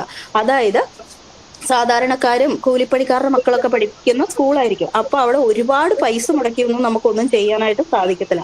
അപ്പൊ ഏറ്റവും കുറഞ്ഞ ചിലവില് നമ്മുടെ കയ്യിലുള്ള എല്ലാ സാഹചര്യങ്ങളെയും ഒക്കെ ഉപയോഗിച്ചുകൊണ്ട് ഏറ്റവും നല്ല റിസൾട്ടിലേക്ക് എത്തിച്ചേരുക. അതിനുവേണ്ടി അതിനു വേണ്ടിയിട്ടുള്ള മാനേജ്മെന്റ് ആണ് അവിടെ നടക്കേണ്ടത്. അപ്പൊ ഏറ്റവും കുറഞ്ഞ ചിലവില് പരമാവധി റിസൾട്ട് ഉണ്ടാക്കിയെടുക്കുക എന്നുള്ളതാണ് മാനേജ്മെന്റിന്റെ ഏറ്റവും വലിയ ലക്ഷ്യം. പിന്നെ രണ്ടാമത്തെ അവരുടെ ലക്ഷ്യമാണ് മനുഷ്യ വിഭവത്തിലൂടെ കാര്യം നടത്തിയെടുക്കുക. അതായത് നമുക്ക് എപ്പോഴും ടെക്നോളജികൾ ഉപയോഗിച്ചുകൊണ്ടോ അല്ലെ മെഷീനറീസ് ഉപയോഗിച്ചുകൊണ്ടോ കാര്യം നടത്തിയെടുക്കാൻ സാധിക്കത്തില്ല. എല്ലാത്തിലും നമ്മുടെ മനുഷ്യ വിഭവത്തിന്റെ ഒരു ഘടകം എന്തായാലും അതുണ്ട്. അപ്പോൾ ഒരു നല്ല അധ്യാപകരിലൂടെയാണ് നല്ല വിദ്യാർത്ഥികൾ ഉണ്ടായി വരുന്നത്. അപ്പോൾ ഏറ്റവും നന്നായിട്ട് മനുഷ്യ വിഭവത്തിനെ ഉപയോഗിക്കുക. അതായത് അവിടെ ഉള്ള ഒരു അധ്യാപകൻ ഏറ്റവും നന്നായിട്ട് പഠിപ്പിക്കുക മാത്രമല്ല അദ്ദേഹത്തിന് ഒരു എക്സ്ട്രാ എന്തെങ്കിലും ഒരു കഴിവും കൂടെ ഉണ്ടായിരിക്കും. അപ്പം നന്നായിട്ട് അത് മനസ്സിലാക്കി ആ അധ്യാപകന്റെ കയ്യിലുള്ള എല്ലാ കഴിവുകളും പ്രയോജനപ്പെടുത്തിക്കൊണ്ട് സ്കൂളിനെ ഏറ്റവും നന്നായിട്ട് ഏറ്റവും നല്ല റിസൾട്ടിലേക്ക് എത്തിക്കുക. അപ്പം മനുഷ്യ വിഭവത്തിന്റെ ഏറ്റവും കാര്യമായ ഉപയോഗം നടത്തുന്നത് മാനേജ്മെന്റിന്റെ ലക്ഷ്യമാണ്. അതുപോലെ കാര്യക്ഷമമായ ഭരണം, നല്ല മാനേജ്മെന്റ് ഉള്ളിടത്ത് മാത്രമാണ് നല്ല രീതിയിൽ ഒരു ഭരണം നടക്കുകയുള്ളൂ. അല്ലാണ്ട് 10 സ്റ്റാഫ് ഉണ്ട്, 10 പേരും 10 വഴിക്കാണെങ്കിൽ ഒരിക്കലും ഒരു നല്ല ഭരണമെന്ന് പറയാൻ പറ്റില്ല. കാര്യക്ഷമമായ ഭരണം നടത്തുക എന്നുള്ളതും മാനേജ്മെന്റിന്റെ ലക്ഷ്യമാണ്. പിന്നെ അതുപോലെ ഉന്നത വിദ്യാഭ്യാസ നിലവാരം ഉറപ്പാക്കൽ, ഏറ്റവും നല്ല വിദ്യാഭ്യാസം കുട്ടികൾക്ക് കൊടുക്കുക. നമ്മുടെ മുന്നിൽ വരുന്ന എല്ലാ വിദ്യാർത്ഥിയെയും നമ്മളാൽ കഴിയുന്ന ഏറ്റവും നല്ല വിദ്യാഭ്യാസം കൊടുത്തു വിടുക എന്നുള്ളതും മാനേജ്മെന്റിന്റെ ലക്ഷ്യമാണ്. പിന്നെ അതുപോലെ ഭൗതിക സാഹചര്യങ്ങളും മെച്ചപ്പെടുത്തൽ, നമുക്കുള്ള ഭൗതിക സാഹചര്യങ്ങൾ ക്ലാസ് മുറികളോ ലബോറട്ടറികളോ ഒക്കെ നമ്മളാൽ കഴിയുന്ന വിധം മെച്ചപ്പെടുത്തിക്കൊണ്ട് സ്കൂളിനെ ലക്ഷ്യത്തിലേക്ക് എത്തിക്കുക എന്നുള്ളത് മാനേജ്മെന്റിന്റെ ലക്ഷ്യമാണ്. അതുപോലെ തന്നെ അധ്യാപക വിദ്യാർത്ഥി സൗഹൃദ അന്തരീക്ഷം സൃഷ്ടിക്കുക. ഒരു അധ്യാപകരും വിദ്യാർത്ഥിയും തമ്മിൽ എപ്പോഴും പ്രശ്നങ്ങളാണെങ്കിൽ അവിടെയും ഒരു നല്ല റിസൾട്ട് ഉണ്ടാവില്ല. അധ്യാപകനെ ഇഷ്ടമില്ലാത്ത വിദ്യാർത്ഥി അധ്യാപകനോടുള്ള ദേഷ്യം കൊണ്ട് ആ ഒരു സബ്ജക്ട് പഠിക്കാതിരിക്കും. ആ ഒരു കാരണം മാത്രം മതി ആ സ്കൂളിന്റെ 100% വിജയം നഷ്ടപ്പെടാനായിട്ട്. അതുകൊണ്ട് അധ്യാപകരും വിദ്യാർത്ഥികളും തമ്മിലുള്ള ഒരു നല്ല സൗഹൃദ അന്തരീക്ഷം സൃഷ്ടിച്ചെടുക്കുക എന്നുള്ളത് മാനേജ്മെന്റിന്റെ ലക്ഷ്യത്തിൽ പെടുന്ന കാര്യമാണ്. പിന്നെ അതുപോലെ അടിസ്ഥാന സൗകര്യങ്ങളുടെ വികസനം. അടിസ്ഥാന സൗകര്യം എന്ന് പറയുന്നത് മികച്ച ക്ലാസ് മുറി, ലൈബ്രറി, ലാബ്, കളിസ്ഥലം തുടങ്ങിയ കാര്യങ്ങളെല്ലാം ഏറ്റവും നല്ല രീതിയിൽ കൊണ്ടുവരിക എന്നുള്ളത് മാനേജ്മെന്റിന്റെ ലക്ഷ്യമാണ്. ഇത്രയാണ് ഒരു മാനേജ്മെന്റിന്റെ ലക്ഷ്യങ്ങൾ എന്ന് പറയുന്നത്. ഇനി സ്കൂൾ മാനേജ്മെന്റ് കൊണ്ടുള്ള നേട്ടങ്ങൾ, അതായത് ഏറ്റവും നല്ല മാനേജ്മെന്റ് ഉള്ള ഒരു സ്കൂളിന് കുറേയധികം നല്ല നേട്ടങ്ങളും ഉണ്ടാകും. അപ്പൊ നല്ല മാനേജ്മെന്റ് ഉള്ള ഒരു സ്കൂളിന്റെ ഏറ്റവും വലിയ നേട്ടം എന്ന് പറയുന്നത് അവിടെ സുഗമമായ ഒരു ഭരണം നടക്കും. ആ സ്കൂളിന്റെ പ്രിൻസിപ്പളിനോ അല്ലെങ്കിൽ സ്കൂളിന്റെ HMനോ അവിടെ ഭരണം നടത്താനായിട്ട് ഏറ്റവും നല്ല രീതിയിൽ ആ സ്കൂളിനെ കൊണ്ടുപോകാനായിട്ട് അവർക്ക് സാധിക്കും. നല്ല മാനേജ്മെന്റ് ഉള്ളിടത്ത് സുഗമമായ ഭരണ രീതികൾ ഉണ്ടായിരിക്കും.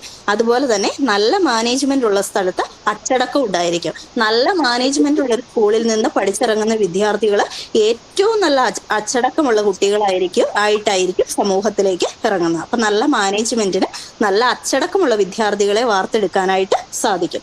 അതുപോലെ തന്നെ നല്ല മാനേജ്മെന്റ് ഉള്ള സ്കൂളിന് എപ്പോഴും നല്ല റിസൾട്ട് ഉണ്ടായിരിക്കും.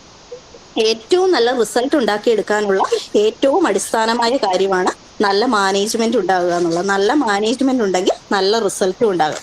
നല്ല റിസൾട്ട് ഉണ്ടാകുന്നതിന്റെ ഒരു ഗുണം എന്ന് പറഞ്ഞിട്ടുണ്ടെങ്കിൽ ഒരു പരസ്യങ്ങളും ഇല്ലാതെ നമുക്ക് സ്കൂളിൽ വിദ്യാർത്ഥികൾ വരും. അതായത് ആ സ്കൂളിന്റെ ഏറ്റവും വലിയ പരസ്യം ഈ ഏറ്റവും നല്ല റിസൾട്ടായി മാറും. അപ്പൊ ആരും ഒന്നും പറയാതെ, ഒരു നോട്ടീസും എടുക്കാതെ, ഒരു കുട്ടികളെ പിടിക്കാൻ ആരും വീട്ടിൽ ചെല്ലാതെ, ഒരു പ്രൊപ്പഗണ്ട ഇല്ലാതെ വിദ്യാർത്ഥികളുടെ നമ്മുടെ സ്കൂളിലേക്ക് ഓട്ടോമാറ്റിക് ആയിട്ട് വരും. നല്ല റിസൾട്ട് എന്നുള്ളത് അത് സൊസൈറ്റിയിലേക്ക് പെട്ടെന്ന് ചെല്ലും. ആ സ്കൂൾ 100% വിജയമാണ്, അല്ലെ അവിടെ നിന്ന് ഇറങ്ങിയ കുട്ടികളെല്ലാം നല്ല മാർക്കോടെ പാസ്സായി എന്നുള്ളത് അതൊരു പരസ്യമാണ്. നമ്മൾ പറയാതെ തന്നെ സ്കൂളിന് കിട്ടുന്ന ഒരു പരസ്യമാണ് നല്ല റിസൾട്ട് എന്നുള്ളത്. അപ്പോൾ ഓട്ടോമാറ്റിക് ആയിട്ട് അടുത്ത വർഷം അതുവരെ ഉണ്ടായിരുന്നതിൽ കൂടുതൽ വിദ്യാർത്ഥികൾ ആ സ്കൂൾ തേടി വരും. അങ്ങനെ സംഭവിച്ചിട്ടുണ്ടെങ്കിൽ അവിടെ ഓട്ടോമാറ്റിക് ആയിട്ട് കൂടുതൽ അധ്യാപകരെ എടുക്കും. അത് കുറേയധികം ആളുകൾക്ക് ജോലി കിട്ടാനുള്ള ഇടയുണ്ടാക്കും. അപ്പൊ നമ്മൾ ചുരുക്കി പറഞ്ഞിട്ടുണ്ടെങ്കിൽ ഒരു വിദ്യാലയത്തിന്റെ ഭൗതിക സാഹചര്യങ്ങളെയും അവിടുത്തെ മാനവ വിഭവശേഷിയെയും അവിടുത്തെ ആളുകളെയൊക്കെ ഏകോപിപ്പിച്ച് വിദ്യാലയത്തിന്റെ ലക്ഷ്യങ്ങൾ കൈവരിക്കുക എന്ന പ്രക്രിയനെയാണ് നമ്മൾ മാനേജ്മെന്റ് എന്ന് ഉദ്ദേശിക്കുന്നത്. അവിടുത്തെ എല്ലാ ഭൗതിക സാഹചര്യങ്ങളും അവിടെയുള്ള എല്ലാ ആളുകളെയും ഏറ്റവും നല്ല രീതിയിൽ ഉപയോഗിച്ചുകൊണ്ട് വിദ്യാലയത്തിനെ ഏറ്റവും നല്ല ലക്ഷ്യത്തിലേക്ക് എത്തിക്കുന്ന പ്രക്രിയനെയാണ് നമ്മൾ മാനേജ്മെന്റ് എന്നതുകൊണ്ട് ഉദ്ദേശിക്കുന്നത്. ഇനി അടുത്തത് കോർഡിനേഷൻ.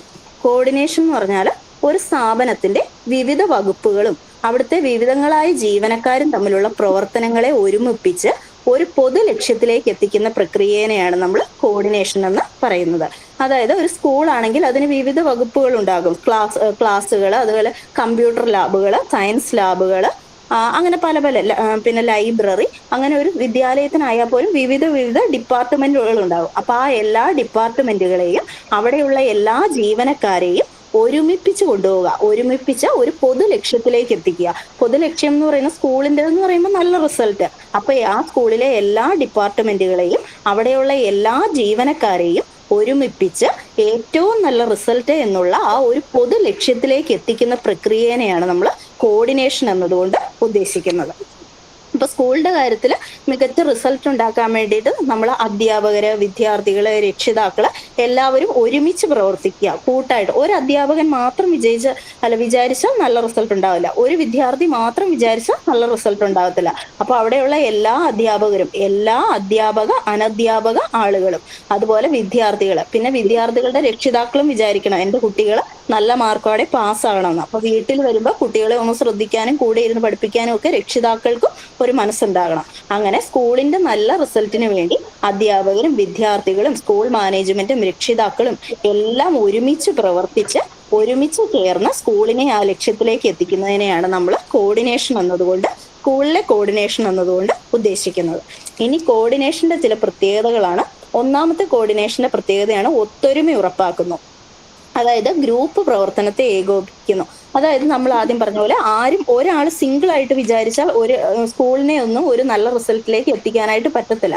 അപ്പം ഒത്തൊരുമ ഉണ്ടാക്കിയെടുക്കുക. അതായത് നമ്മൾ ഒരു സ്കൂളാണ്, നമ്മൾ ഒരുമിച്ച് പ്രവർത്തിക്കുന്നവരാണ്, നമ്മളെല്ലാവരും ഒരുമിച്ച് ശ്രമിച്ചാൽ മാത്രമാണ് ഈ സ്കൂള് ഏറ്റവും നല്ല ലക്ഷ്യത്തിലേക്ക് എത്തുള്ളൂ എന്നൊരു തോന്നൽ ഓരോരുത്തരിലും ഉണ്ടാക്കിയെടുക്കുക. എന്നിട്ട് ആ ഗ്രൂപ്പ് പ്രവർത്തനത്തെ ഏകോപിപ്പിച്ചുകൊണ്ട് എല്ലാവരിലും ഒരു ഒത്തൊരുമ ഉണ്ടാക്കി റിസൾട്ടിലേക്ക് എത്തിക്കുക എന്നുള്ളത് കോർഡിനേഷന്റെ ഒന്നാമത്തെ പ്രത്യേകതയാണ്.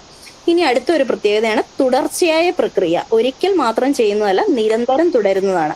അതായത് കോർഡിനേഷൻ എന്ന് പറയുന്നത് വർഷത്തിൽ ഒരിക്കൽ ഒന്ന് കോർഡിനേറ്റ് ചെയ്തു, അത് കഴിഞ്ഞ് അത് വിട്ടുകളഞ്ഞു, അങ്ങനെയുള്ളതല്ല. കോർഡിനേഷൻ എന്ന് പറയുന്നത് ഒരു തുടർച്ചയായ പ്രക്രിയയാണ്. എത്ര കാലം ഒരു സ്ഥാപനം നിലനിൽക്കുന്നു അത്രയും കാലം തുടർച്ചയായിട്ട് കോർഡിനേഷൻ വേണം. അല്ലെ ഇന്ന് കോർഡിനേറ്റ് ചെയ്തു ഒരു 3-4 മാസത്തേക്ക് പിന്നെ ശ്രദ്ധിച്ചില്ലെങ്കിൽ ഓട്ടോമാറ്റിക് ആയിട്ട് അവിടെ താളപ്പിഴകൾ ഉണ്ടാകും. അപ്പൊ കണ്ടിന്യൂസ് ആയിട്ടൊന്ന് കോർഡിനേറ്റ് ചെയ്യുക.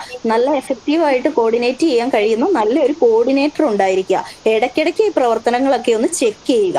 അങ്ങനെ തുടർച്ചയായിട്ട് ഒരു കോർഡിനേഷൻ ഉണ്ടെങ്കിൽ മാത്രമാണ് നല്ല പ്രവർത്തനങ്ങളും നല്ല റിസൾട്ടും ഉണ്ടാവുകയുള്ളൂ. അപ്പൊ കോർഡിനേഷൻ എന്ന് പറയുന്നത് ഒരിക്കൽ മാത്രം സംഭവിക്കുന്ന ഒന്നല്ല, കണ്ടിന്യൂസ് ആയിട്ട് നിലനിൽക്കുന്ന തുടർച്ചയായ ഒരു പ്രക്രിയനെയാണ് നമ്മൾ കോർഡിനേഷൻ എന്നതുകൊണ്ട് ഉദ്ദേശിക്കുന്നത്. പിന്നെ കോർഡിനേഷന്റെ മറ്റൊരു പ്രത്യേകതയാണ് ഉത്തരവാദിത്തം. അവനവന്റെ കാര്യം ചെയ്യുന്നതിനുള്ള ഉത്തരവാദിത്തം ഉണ്ടാക്കിയെടുക്കുന്നു. അതായത് നല്ലതായിട്ട് കോർഡിനേറ്റ് ചെയ്യുന്ന ഒരു നല്ല കോർഡിനേറ്റർ ഉണ്ട്. ആ കോർഡിനേറ്റർ ഇടയ്ക്കിടയ്ക്ക് വന്ന് നമ്മളെ ഒന്ന് ചെക്ക് ചെയ്യുന്നു, നമ്മളെ ഒന്ന് പ്രോത്സാഹിപ്പിക്കുന്നു. അങ്ങനെ വരുമ്പോൾ ഓട്ടോമാറ്റിക് ആയിട്ട് നമുക്ക് നമ്മുടെ ജോലികൾ ഒന്ന് ചെയ്യണം എന്നുള്ള ടെൻഡൻസി ഉണ്ടാകും. പിന്നെ അതും അല്ലെങ്കിൽ ഇടയ്ക്കിടയ്ക്ക് വന്ന് നോക്കാൻ ആളുള്ളപ്പോൾ നമ്മളും ഒന്ന് അലേർട്ട് ആകും. നമ്മളൊന്ന് നന്നായിട്ട് ചെയ്തില്ലെങ്കിൽ നമ്മളെ പിടിക്കാൻ ആളുണ്ടെന്ന് തോന്നുമ്പോൾ നമ്മളൊന്ന് ശ്രദ്ധിക്കും. അപ്പൊ നമ്മൾ ചെയ്യേണ്ടതായ കാര്യങ്ങൾ, നമ്മുടെ കടമകളും ഉത്തരവാദിത്തങ്ങളും നമ്മളങ്ങ് ചെയ്യും. അത് ഓട്ടോമാറ്റിക് ആയിട്ട് ആ സ്ഥാപനത്തെ മൊത്തത്തിൽ വിജയത്തിലേക്ക് എത്തിക്കും. അപ്പൊ നമ്മുടെ ഉത്തരവാദിത്തങ്ങൾ ചെയ്യാനായിട്ട് നമ്മളിൽ ഏൽപ്പിച്ചിരിക്കുന്ന ആ കടമ കൃത്യമായിട്ട് നിർവഹിക്കാൻ നമ്മളെ പ്രാപ്തരാക്കാനും ഈ കോർഡിനേഷൻ കൊണ്ട് സഹായമാകും. പിന്നെ അടുത്തത് കോർഡിനേഷൻ എന്ന് പറയുന്നത് സാർവത്രികമാണ്. സാർവത്രികം എന്ന് പറഞ്ഞ ഉദ്ദേശിക്കുന്ന എല്ലാ തലങ്ങളിലും ഉണ്ട്. അതായത് ഏറ്റവും ടോപ്പിൽ മാത്രമല്ല കോർഡിനേഷൻ ഉള്ളത്, അല്ലെങ്കിൽ ഏറ്റവും ലോവർ മാത്രമല്ല കോർഡിനേഷൻ ഉള്ളത്. ടോപ്പ് പൊസിഷനിലും മിഡിൽ പൊസിഷനിലും ലോവർ പൊസിഷനിലും എല്ലായിടത്തും ഈ കോർഡിനേഷൻ ഉണ്ട്. ആ സ്ഥാപനത്തിന്റെ ഏറ്റവും മുകളിൽ മുതൽ ഏറ്റവും താഴെ വരെ കോർഡിനേഷൻ ഉണ്ടെങ്കിൽ മാത്രമാണ് അത് നന്നായിട്ട് നല്ല റിസൾട്ടിലേക്ക് എത്തുള്ളൂ. അല്ലെങ്കിൽ ഏറ്റവും ടോപ്പ് മോസ്റ്റ് പൊസിഷനിൽ മാത്രം കോർഡിനേറ്റ് ചെയ്യുന്നു, അല്ലെങ്കിൽ ഏറ്റവും ലോവർ പൊസിഷനിൽ മാത്രം കോർഡിനേറ്റ് ചെയ്യുന്നു, അങ്ങനെ ഉണ്ടെങ്കിൽ ഒരിക്കലും നമ്മൾ റിസൾട്ടിൽ എത്തത്തില്ല. ആ സ്ഥാപനത്തിന്റെ ഏറ്റവും ടോപ്പ് മുതൽ ഏറ്റവും ഡൗൺ വരെ കോർഡിനേറ്റ് ചെയ്യണം. അങ്ങനെ ഉണ്ടെങ്കിൽ മാത്രമാണ് നമ്മൾ നല്ല റിസൾട്ടിലേക്ക് എത്തുകയുള്ളൂ. ഇനി അതുപോലെ ഈ കോർഡിനേഷന്റെ കുറച്ച് ഇമ്പോർട്ടൻസ് ആണ്. അതായത് ഒന്നാമത്തേത് വിവിധ വകുപ്പുകൾ തമ്മിലുള്ള തർക്കം ഒഴിവാക്കുന്നു. അതായത് ഒരു സ്കൂളിന്റെ കാര്യം തന്നെ എടുത്താൽ അവിടെ പല പല ഡിപ്പാർട്ട്മെന്റുകൾ ഉണ്ടാകും. Computer lab, science lab, library, അങ്ങനെ പല പല വകുപ്പുകൾ ഉണ്ടാകും. അപ്പൊ എല്ലാവരും തമ്മിൽ എപ്പോഴും കമ്മ്യൂണിക്കേറ്റ് ചെയ്യണമെന്നില്ല. അങ്ങനെ കമ്മ്യൂണിക്കേഷൻ ഇല്ലാതെ വരുമ്പോൾ അവിടെ ഒരു തർക്കം ഉണ്ടാകും. അപ്പൊ നല്ലൊരു കോർഡിനേഷൻ ഉണ്ടെങ്കിൽ, നല്ലൊരു കോർഡിനേറ്റർ ഉണ്ടെങ്കിൽ ഈ വിവിധ ഡിപ്പാർട്ട്മെന്റ് തമ്മിലുള്ള ഒരു തർക്കം ഒഴിവാക്കും. അതായത് ഒരു ക്ലാസ്സിൽ നിന്ന് എത്ര കുട്ടികൾ ഇന്ന് കമ്പ്യൂട്ടർ ലാബിലേക്ക് ചെല്ലും, അല്ല ഇന്ന് എത്ര കുട്ടികൾ സയൻസ് ലാബിലേക്ക് ചെല്ലും എന്ന് കറക്റ്റായിട്ട് കോർഡിനേറ്റ് ചെയ്ത് കറക്റ്റായിട്ട് ഒരാളെ അറിയിക്കാനുണ്ടെങ്കിൽ അവരവിടെ മെറ്റീരിയൽസ് ഒക്കെ വരുന്ന അത്രയും കുട്ടികൾക്ക് വേണ്ടി റെഡിയാക്കി സെറ്റ് ചെയ്ത് വെക്കും. അപ്പൊ അത് ഈ ഡിപ്പാർട്ട്മെന്റുകൾ തമ്മിലുള്ള ഒരു വഴക്ക് ഒഴിവാക്കാനായിട്ട് സാധിക്കും. അല്ലെങ്കിൽ ഒരു 10 കുട്ടികൾ ചെല്ലും, ഒന്നും മുൻകൂട്ടി പറയാതെ ഒരു 10 കുട്ടികൾ സയൻസ് ലാബിലേക്ക് ചെല്ലുന്നു. അവിടെ ആ 10 കുട്ടികൾക്കും വേണ്ടി അവിടെ ഒരു മെറ്റീരിയൽ സെറ്റ് ആയിട്ടില്ലെങ്കിൽ സ്വാഭാവികമായിട്ടും ലാബിലുള്ള ആളും കുട്ടികളെ പറഞ്ഞു വിട്ട അധ്യാപകരും തമ്മിൽ ഒരു ക്ലാഷ് ഉണ്ടാകും. പക്ഷെ ഒരു നല്ല കോർഡിനേഷൻ ഉണ്ടെങ്കിൽ നേരത്തെ ലാബിൽ അറിയിക്കും, ഇന്ന് ഇന്ന ക്ലാസ്സിലെ 10 കുട്ടികൾ വരും കേട്ടോ. അപ്പോൾ ഓട്ടോമാറ്റിക് ആയിട്ട് അവർ ആ ലാബിൽ വേണ്ടുന്ന കാര്യങ്ങൾ സെറ്റ് ചെയ്ത് വെക്കും. അപ്പോൾ ഒരു നല്ല കോർഡിനേഷൻ ഉണ്ടെങ്കിൽ, അല്ലെങ്കിൽ ഒരു നല്ല കോർഡിനേറ്റർ ഉണ്ടെങ്കിൽ ഈ വിവിധ ഡിപ്പാർട്ട്മെന്റുകൾ തമ്മിലുള്ള ഒരു തർക്കങ്ങൾ ഒഴിവാക്കാനായിട്ട് സാധിക്കും. ഇനി അടുത്ത കോർഡിനേഷന്റെ ഒരു ഇമ്പോർട്ടൻസ് ആണ് വിഭവങ്ങളുടെ കാര്യമായ ഉപയോഗം. അത് മാനവ വിഭവശേഷിയായാലും ഭൗതിക സാഹചര്യങ്ങളെ ആയാലും നല്ല കോർഡിനേഷൻ ഉണ്ടെങ്കിൽ ഏറ്റവും നന്നായിട്ട് ഉപയോഗിക്കും. അതായത് ആദ്യം പറഞ്ഞ പോലെ ഒരു അധ്യാപകൻ അവർക്ക് പഠിപ്പിക്കാൻ മാത്രമല്ല വേറെ പല കാര്യങ്ങളിലും നല്ല കഴിവുകൾ ഉണ്ടാകും. അപ്പൊ ആ കഴിവുകളെ കണ്ടെത്താൻ കഴിയുന്ന നല്ലൊരു കോർഡിനേറ്റർ ഉണ്ടെങ്കിൽ, അങ്ങനെ ഒരു നല്ല കോർഡിനേഷൻ ഉള്ളിടത്ത് ഈ അധ്യാപകന്റെ കയ്യിലുള്ള എല്ലാ കഴിവുകളും പ്രയോജനപ്പെടുത്തിക്കൊണ്ട് സ്കൂളിനെ റിസൾട്ടിലേക്ക് എത്തിക്കാനായിട്ട് കഴിയും. അപ്പൊ അങ്ങനെ ആ സ്കൂളിന്റെ ഭൗതിക സാഹചര്യങ്ങളെയും അവിടെയുള്ള എല്ലാ മാനവ വിഭവശേഷിയെയും ഏറ്റവും എഫക്റ്റീവായിട്ട് ഉപയോഗിക്കാനായിട്ട് ഒരു നല്ല കോർഡിനേറ്റർക്കും ഒരു നല്ല കോർഡിനേഷനും സാധിക്കും. പിന്നെ അടുത്ത ഒന്നാണ് വേസ്റ്റ്. കോർഡിനേഷന്റെ അടുത്തൊരു ഇമ്പോർട്ടന്റ് ആയ ഘടകമാണ് വേസ്റ്റ് കുറയ്ക്കാനായിട്ട് സഹായിക്കും. അതായത് ഒരു എക്സാമ്പിൾ പറഞ്ഞാൽ ഒരു സ്കൂളിന്റെ ചോറുണ്ടാക്കുന്ന കഞ്ഞിപ്പര, അവിടെ ആ കഞ്ഞി വെക്കുന്ന ആൾക്ക് ഒരു സ്കൂളിൽ എത്ര കുട്ടി വന്നിട്ടുണ്ടെന്ന് എല്ലാ ക്ലാസ്സുകളിലും ചെന്ന് ഇന്നീ ക്ലാസ്സിൽ എത്രയുണ്ട്, ഇന്നീ ക്ലാസ്സിൽ എത്ര കുട്ടിയുണ്ടെന്ന് അന്വേഷിച്ചിട്ട് ചോറുണ്ടാക്കാനായിട്ട് പറ്റത്തില്ല. പക്ഷെ ഒരു നല്ല കോർഡിനേറ്റർക്ക് വേണമെങ്കിൽ ഒരു ക്ലാസ് ടീച്ചർക്ക് അറിയാം അവനവന്റെ ക്ലാസ്സിൽ ഇന്ന് എത്ര കുട്ടികൾ വന്നിട്ടുണ്ടെന്ന്. ഒരു നല്ല കോർഡിനേറ്റർ ഉണ്ടെങ്കിൽ അദ്ദേഹത്തിന് ഓടിച്ചെന്ന എല്ലാ ക്ലാസ്സുകളിലും എത്ര അറ്റൻഡൻസ് ഇന്നുണ്ടെന്ന് പെട്ടെന്ന് ഓടിച്ചെന്നത് എടുത്തുകൊണ്ട് വരാൻ പറ്റും. അങ്ങനെ ഓരോ ക്ലാസ്സിലും എത്ര കുട്ടിയുണ്ടെന്ന് കറക്റ്റായിട്ട് ഒരു എണ്ണം ആ കഞ്ഞി വെക്കുന്ന ആളെ അറിയിച്ചിട്ടുണ്ടെങ്കിൽ അവർക്ക് കറക്റ്റായിട്ട് അരിയിട്ട് കറക്റ്റായിട്ട് ചോറുണ്ടാക്കാനായിട്ട് സാധിക്കും. അല്ലെങ്കിൽ ഈ ഉച്ചയാകുമ്പോഴത്തേക്കും കഞ്ഞി വെച്ച് തീരാനുള്ള ആ തിരക്കിനിടയിൽ അവർക്ക് ഒരിക്കലും ക്ലാസ്സിൽ പോയി എത്ര കുട്ടികളുണ്ടെന്ന് ഓരോ ക്ലാസ്സിലും അന്വേഷിക്കാൻ പറ്റത്തില്ല. അപ്പൊ അവരെന്ത് ചെയ്യും, അവരുടെ ഒരു ഊഹം വെച്ചിട്ട് ഒരു ഏകദേശ കണക്കനുസരിച്ച് കുറച്ച് അരി അങ്ങിട്ട് ചോറ് വെക്കും. അപ്പോൾ ഓട്ടോമാറ്റിക്കായിട്ട് കുറഞ്ഞു പോകരുത് എന്ന് ആർക്കും തികയാതെ വരരുതെന്ന് വിചാരിച്ച് അവർ കുറച്ച് എക്സ്ട്രാ ആയിട്ടായിരിക്കും വെക്കുന്നത്. അപ്പോൾ ഓട്ടോമാറ്റിക്കായിട്ട് അവിടെ ചോറും കറികളും ബാക്കി വരും.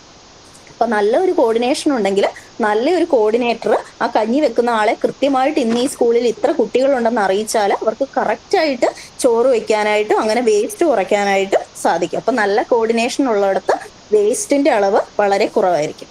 ഇനി അടുത്തൊരു ഇമ്പോർട്ടൻസ് ആണ് കൂടുതൽ ജീവനക്കാരുള്ളിടത്ത് തർക്കങ്ങൾ ഒഴിവാക്കാനായിട്ട് കോർഡിനേഷൻ സഹായിക്കും. അതായത് ഒരു സ്കൂൾ എന്ന് പറയുമ്പോൾ എല്ലാ സബ്ജക്റ്റിനും ഒരു ടീച്ചർമാരോ 2 ടീച്ചർമാരോ വെച്ചെങ്കിലും ഉണ്ടാകും. മനുഷ്യന്മാരാണ്, എന്നും എപ്പോഴും ഒരുപോലെ ഇരിക്കില്ല, പ്രശ്നങ്ങൾ ഉണ്ടാകും. സ്വാഭാവികമായിട്ട് എന്തെങ്കിലുമൊക്കെ ചെറിയ പ്രശ്നങ്ങൾ ടീച്ചേഴ്സിന്റെ ഇടയിലായാലും ഉണ്ടാകും. പക്ഷെ ഒരു നല്ല കോർഡിനേറ്റർക്ക് അവിടെ ചെന്ന് ആ പ്രശ്നം പരിഹരിക്കാനായിട്ട് സാധിക്കും. അല്ലാണ്ട് ജീവിതകാലം മുഴുവൻ അവർ ആ പ്രശ്നവും വെച്ചുകൊണ്ടിരുന്നിട്ടുണ്ടെങ്കിൽ അത് ആ സ്ഥാപനത്തെയും അതിന്റെ വളർച്ചയെയും ഏറ്റവും നല്ല റിസൾട്ടിനെയും സാരമായി തന്നെ ബാധിക്കും.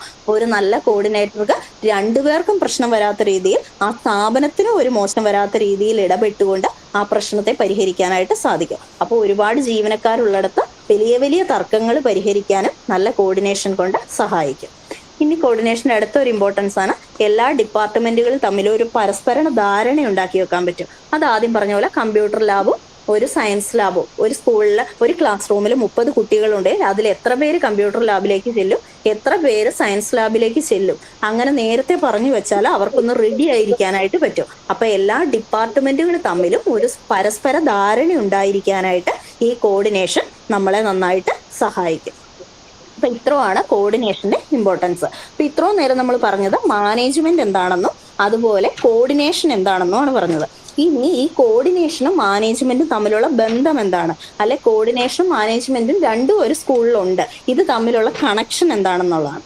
അപ്പൊ നമ്മള് ഇത് പറഞ്ഞാൽ കോർഡിനേഷനെ ഈ മാനേജ്മെന്റിന്റെ ജീവരക്തം എന്ന് വിളിക്കാം, അല്ലെങ്കിൽ ഒരു കോർഡിനേഷനെ ഒരു മാനേജ്മെന്റിന്റെ ആത്മാവെന്ന് വിളിക്കാം. കോർഡിനേഷനെ ഒരു മാനേജ്മെന്റിന്റെ ജീവരക്തമെന്നോ അല്ലെങ്കിൽ കോർഡിനേഷനെ മാനേജ്മെന്റിന്റെ ആത്മാവെന്നോ വിളിക്കാം. അതായത് ഒരു കോർഡിനേഷൻ ഉണ്ടെങ്കിൽ മാത്രമാണ് ഒരു മാനേജ്മെന്റിന് നല്ല രീതിയിലുള്ള നിലനിൽപ്പുള്ളൂ.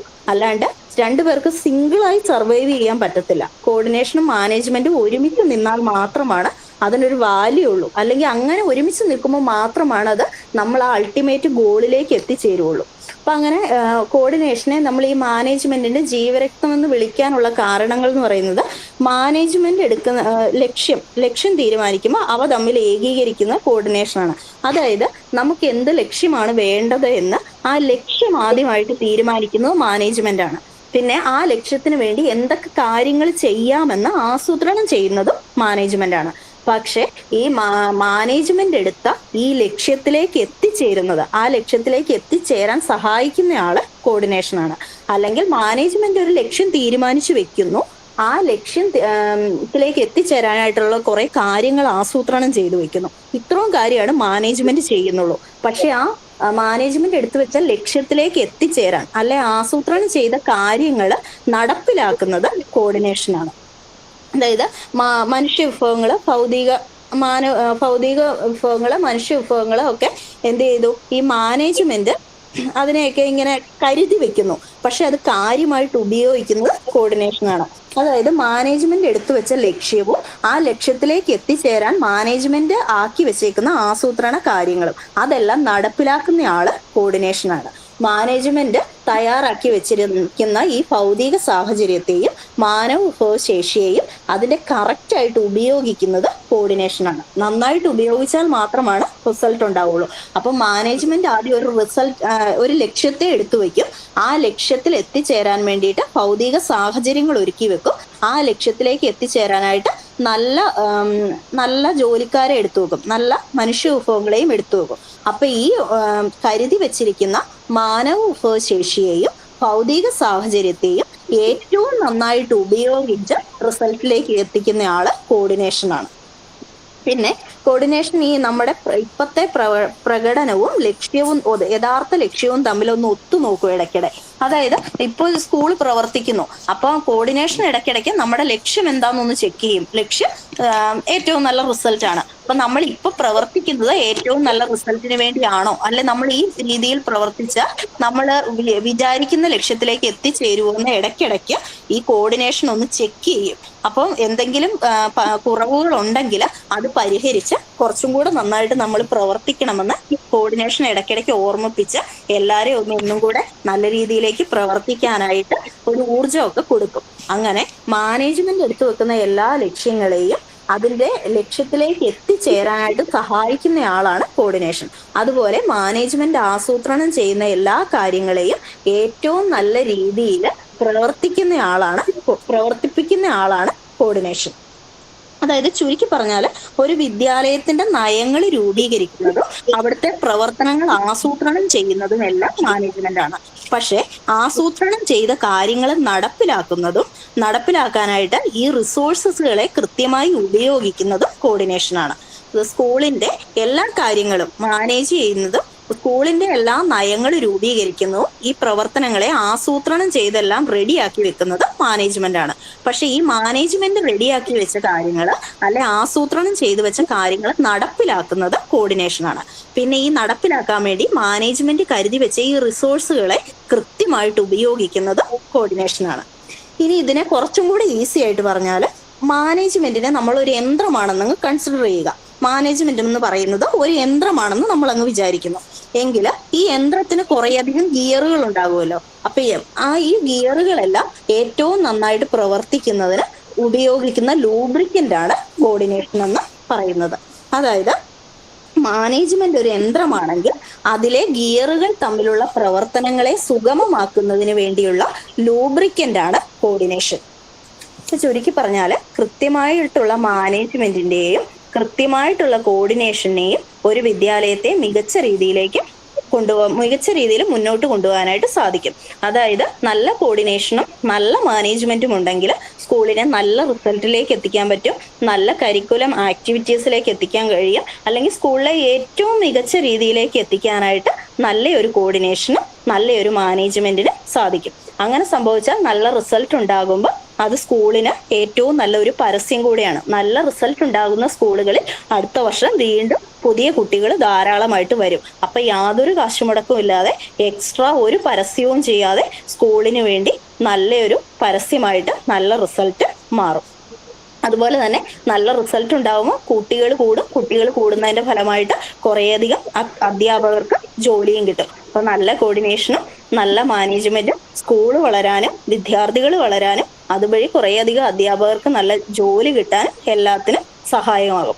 പിന്നെ ഇതിലെല്ലാം ഉപരി നല്ല കോർഡിനേഷനും നല്ല മാനേജ്മെന്റും ഉള്ളിടത്ത് 100-ൽ 100 മാർക്ക് വാങ്ങുന്ന ഒരു വിദ്യാർത്ഥിയെ മാത്രമല്ല, മറിച്ച് സൊസൈറ്റിക്ക് ഏറ്റവും പ്രൊഡക്റ്റീവായ ഉത്തമ പൗരന്മാരായ ഒരുപറ്റം വിദ്യാർത്ഥി സമൂഹത്തെ തന്നെ വാർത്തെടുക്കാനായിട്ട് ഓരോ അധ്യാപകർക്കും കഴിയും. അപ്പൊ ഇത്രയാണ് എന്റെ സെമിനാർ. ഇപ്പൊ നമ്മുടെ PG ക്ലാസ് ഏതാണ്ട് തീരാറായി.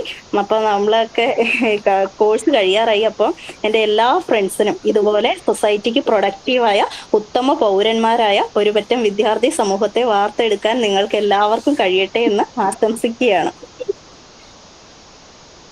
വളരെ വലിയൊരു ടോപ്പിക്കാണ് ഇവിടെ ശുഭ വളരെ മനസ്സിലാകുന്ന രീതിയിൽ പറഞ്ഞത് അല്ലേ? നമ്മുടെ ടൈം പോയത് അറിഞ്ഞില്ല. സുബിത, നെക്സ്റ്റ് ക്ലാസ്സിൽ പ്രസന്റ് ചെയ്യാം മിസ്സേ. ഉണ്ടാവുമല്ലോ? ഉണ്ടാവും. നിങ്ങൾക്ക് ഉറപ്പില്ല, പറഞ്ഞതാണ്.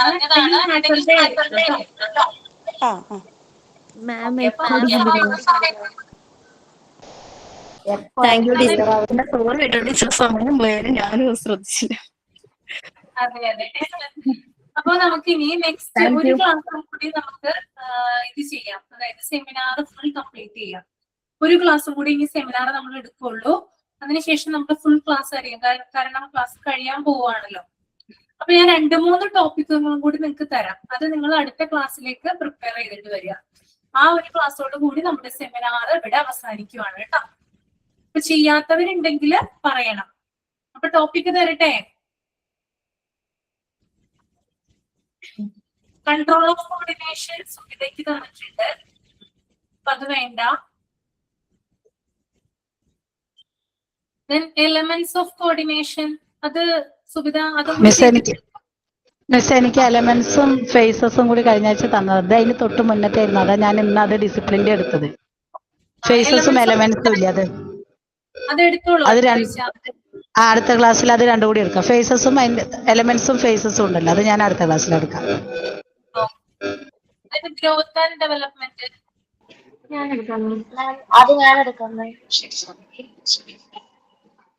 ആരാണ്? രാജേശ്വരി. ഗ്രോത്ത് ആൻഡ് ഡെവലപ്മെന്റ് കേട്ടോ. നിങ്ങളപ്പോ ഈ ആഴ്ച തന്നെ ഒന്ന് പ്രിപ്പയർ ചെയ്ത് വെക്കുക കേട്ടോ ഈ ടോപ്പിക്കുകള്. Then meaning and definition of growth. ഞാൻ എടുക്കാം മാം. ജോഫി അല്ലേ? ജോഫി. എന്റെ വൈബ് കഴിഞ്ഞു ഇന്ന് കേട്ടോ. ഓക്കെ.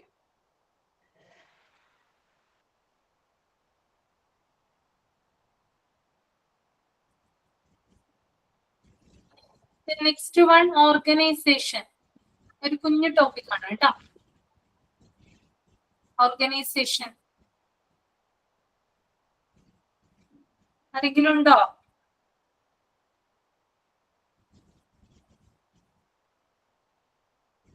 ലിനി സെമിനാർ എടുത്തിട്ടില്ലെന്ന് തോന്നുന്നു. ലിനി എടുത്തിട്ടുണ്ടോ? ഇല്ല മാം. എടുക്കുന്നില്ലേ? അതിനുള്ള ഇത് ടൈം എനിക്ക് കിട്ടിയിട്ടില്ല. ഓർഗനൈസേഷൻ എടുക്കും കേട്ടോ. ഞാൻ നോക്കട്ടെ, ട്രൈ ചെയ്യാം മാം. അല്ലെങ്കിൽ വൈവയ്ക്ക് ചെയ്യാന്ന് വെച്ചിട്ടാ. ഓക്കെ, ഞാൻ ട്രൈ ചെയ്യാം കേട്ടാ. ഏതാണ് organisation? Organisation. Okay ma'am. Okay, ഇപ്പൊ നമ്മുടെ ഇന്നത്തെ ക്ലാസ്സോട് കൂടി സെമിനാർ ഫിനിഷ് ചെയ്യും. ഇനി ക്ലാസ് ആണ് ഉണ്ടാവുക കേട്ടോ. ഓക്കെ, അപ്പൊ നിങ്ങള് ഒരു കാര്യം ചെയ്യാഴ്ച തന്നെ ഒന്ന് പ്രിപ്പയർ ചെയ്ത് വെക്കുക. ക്ലാസ് ഉണ്ടെങ്കിൽ നിങ്ങൾക്ക് ഇൻഫോർമേഷൻ വരും കേട്ടോ. അപ്പൊ അതിന്റെ ചെയ്യാം. എല്ലാവർക്കും ക്ലാസ് എല്ലാവരും എടുത്തത് മനസ്സിലായി എന്ന് വിചാരിക്കുന്നു. അപ്പൊ നന്നായിട്ട് വായിച്ചു നോക്കുക കേട്ടോ. Okay, thank you.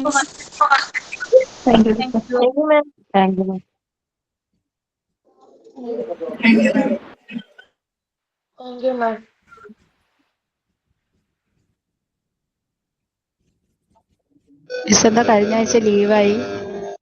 കുറെ ക്ലാസ് കഴിഞ്ഞ ക്ലാസ്സിലൊക്കെ എന്താണ് വനജ? കഴിഞ്ഞ ക്ലാസ്സൊക്കെ ലീവായിരുന്നു പറയാ. കഴിഞ്ഞ ആഴ്ചയല്ലേ മിസ്? അതെ അതെ, ഇങ്ങനെ ഹോസ്പിറ്റലായിരുന്നു. വയ്യാതെയായോ? അന്നത്തെ പോലെ ആയോ വീണ്ടും? അതെ, ശ്വാസം മുട്ട് കൂടി കഫക്കെട്ടൊക്കെ വന്നു. കഴിഞ്ഞ ചൊവ്വാഴ്ച അഡ്മിറ്റ് ആയി, ഇന്നലെയാണ് ഡിസ്ചാർജ് ആയത്. ഇപ്പൊ ഓക്കെ ആയ മിസ്? ഓക്കെ, എന്നാലും സൗണ്ട് കുറച്ച് പ്രശ്നമുണ്ട്. സംസാരിക്കുമ്പോൾ കുറച്ച് ബുദ്ധിമുട്ടുണ്ട്. ശ്വാസമുട്ടൊക്കെ പോയി, കുഴപ്പമില്ല. ഇടയ്ക്കിടയ്ക്ക് വയ്യാതെ വരും പറഞ്ഞല്ലോ. അപ്പൊ കഴിഞ്ഞ ക്ലാസ്സിൽ മിസ്സിനെ കാണണപ്പോ ഞാൻ മനസ്സിൽ വിചാരിച്ചു വയ്യാതെ പറ്റാണോ എന്നുള്ളത്. വയ്യാതെ വരുമ്പോ അടുപ്പിച്ച് അത് കുറെ ദിവസം ലീവായി പോകും. പെട്ടെന്ന് മാറില്ല, വന്നു കഴിഞ്ഞാൽ ഭയങ്കര പാടാ. അത് അലർജിയുടെ ഇഷ്യൂ ആണ്. എന്താണെന്ന് മനസ്സിലാവുന്നില്ല, എന്ത് അലർജിയാണെന്ന് മനസ്സിലാവുന്നില്ല. അടുപ്പിച്ചടുപ്പിച്ച് വരുന്നോണ്ടേ. സൗണ്ട് സ്ട്രെയിൻ എടുക്കുന്നതിന്റെ ഒക്കെ ആയിരിക്കും ഒരു പക്ഷേ, സൗണ്ടിന്റെ ഒക്കെ.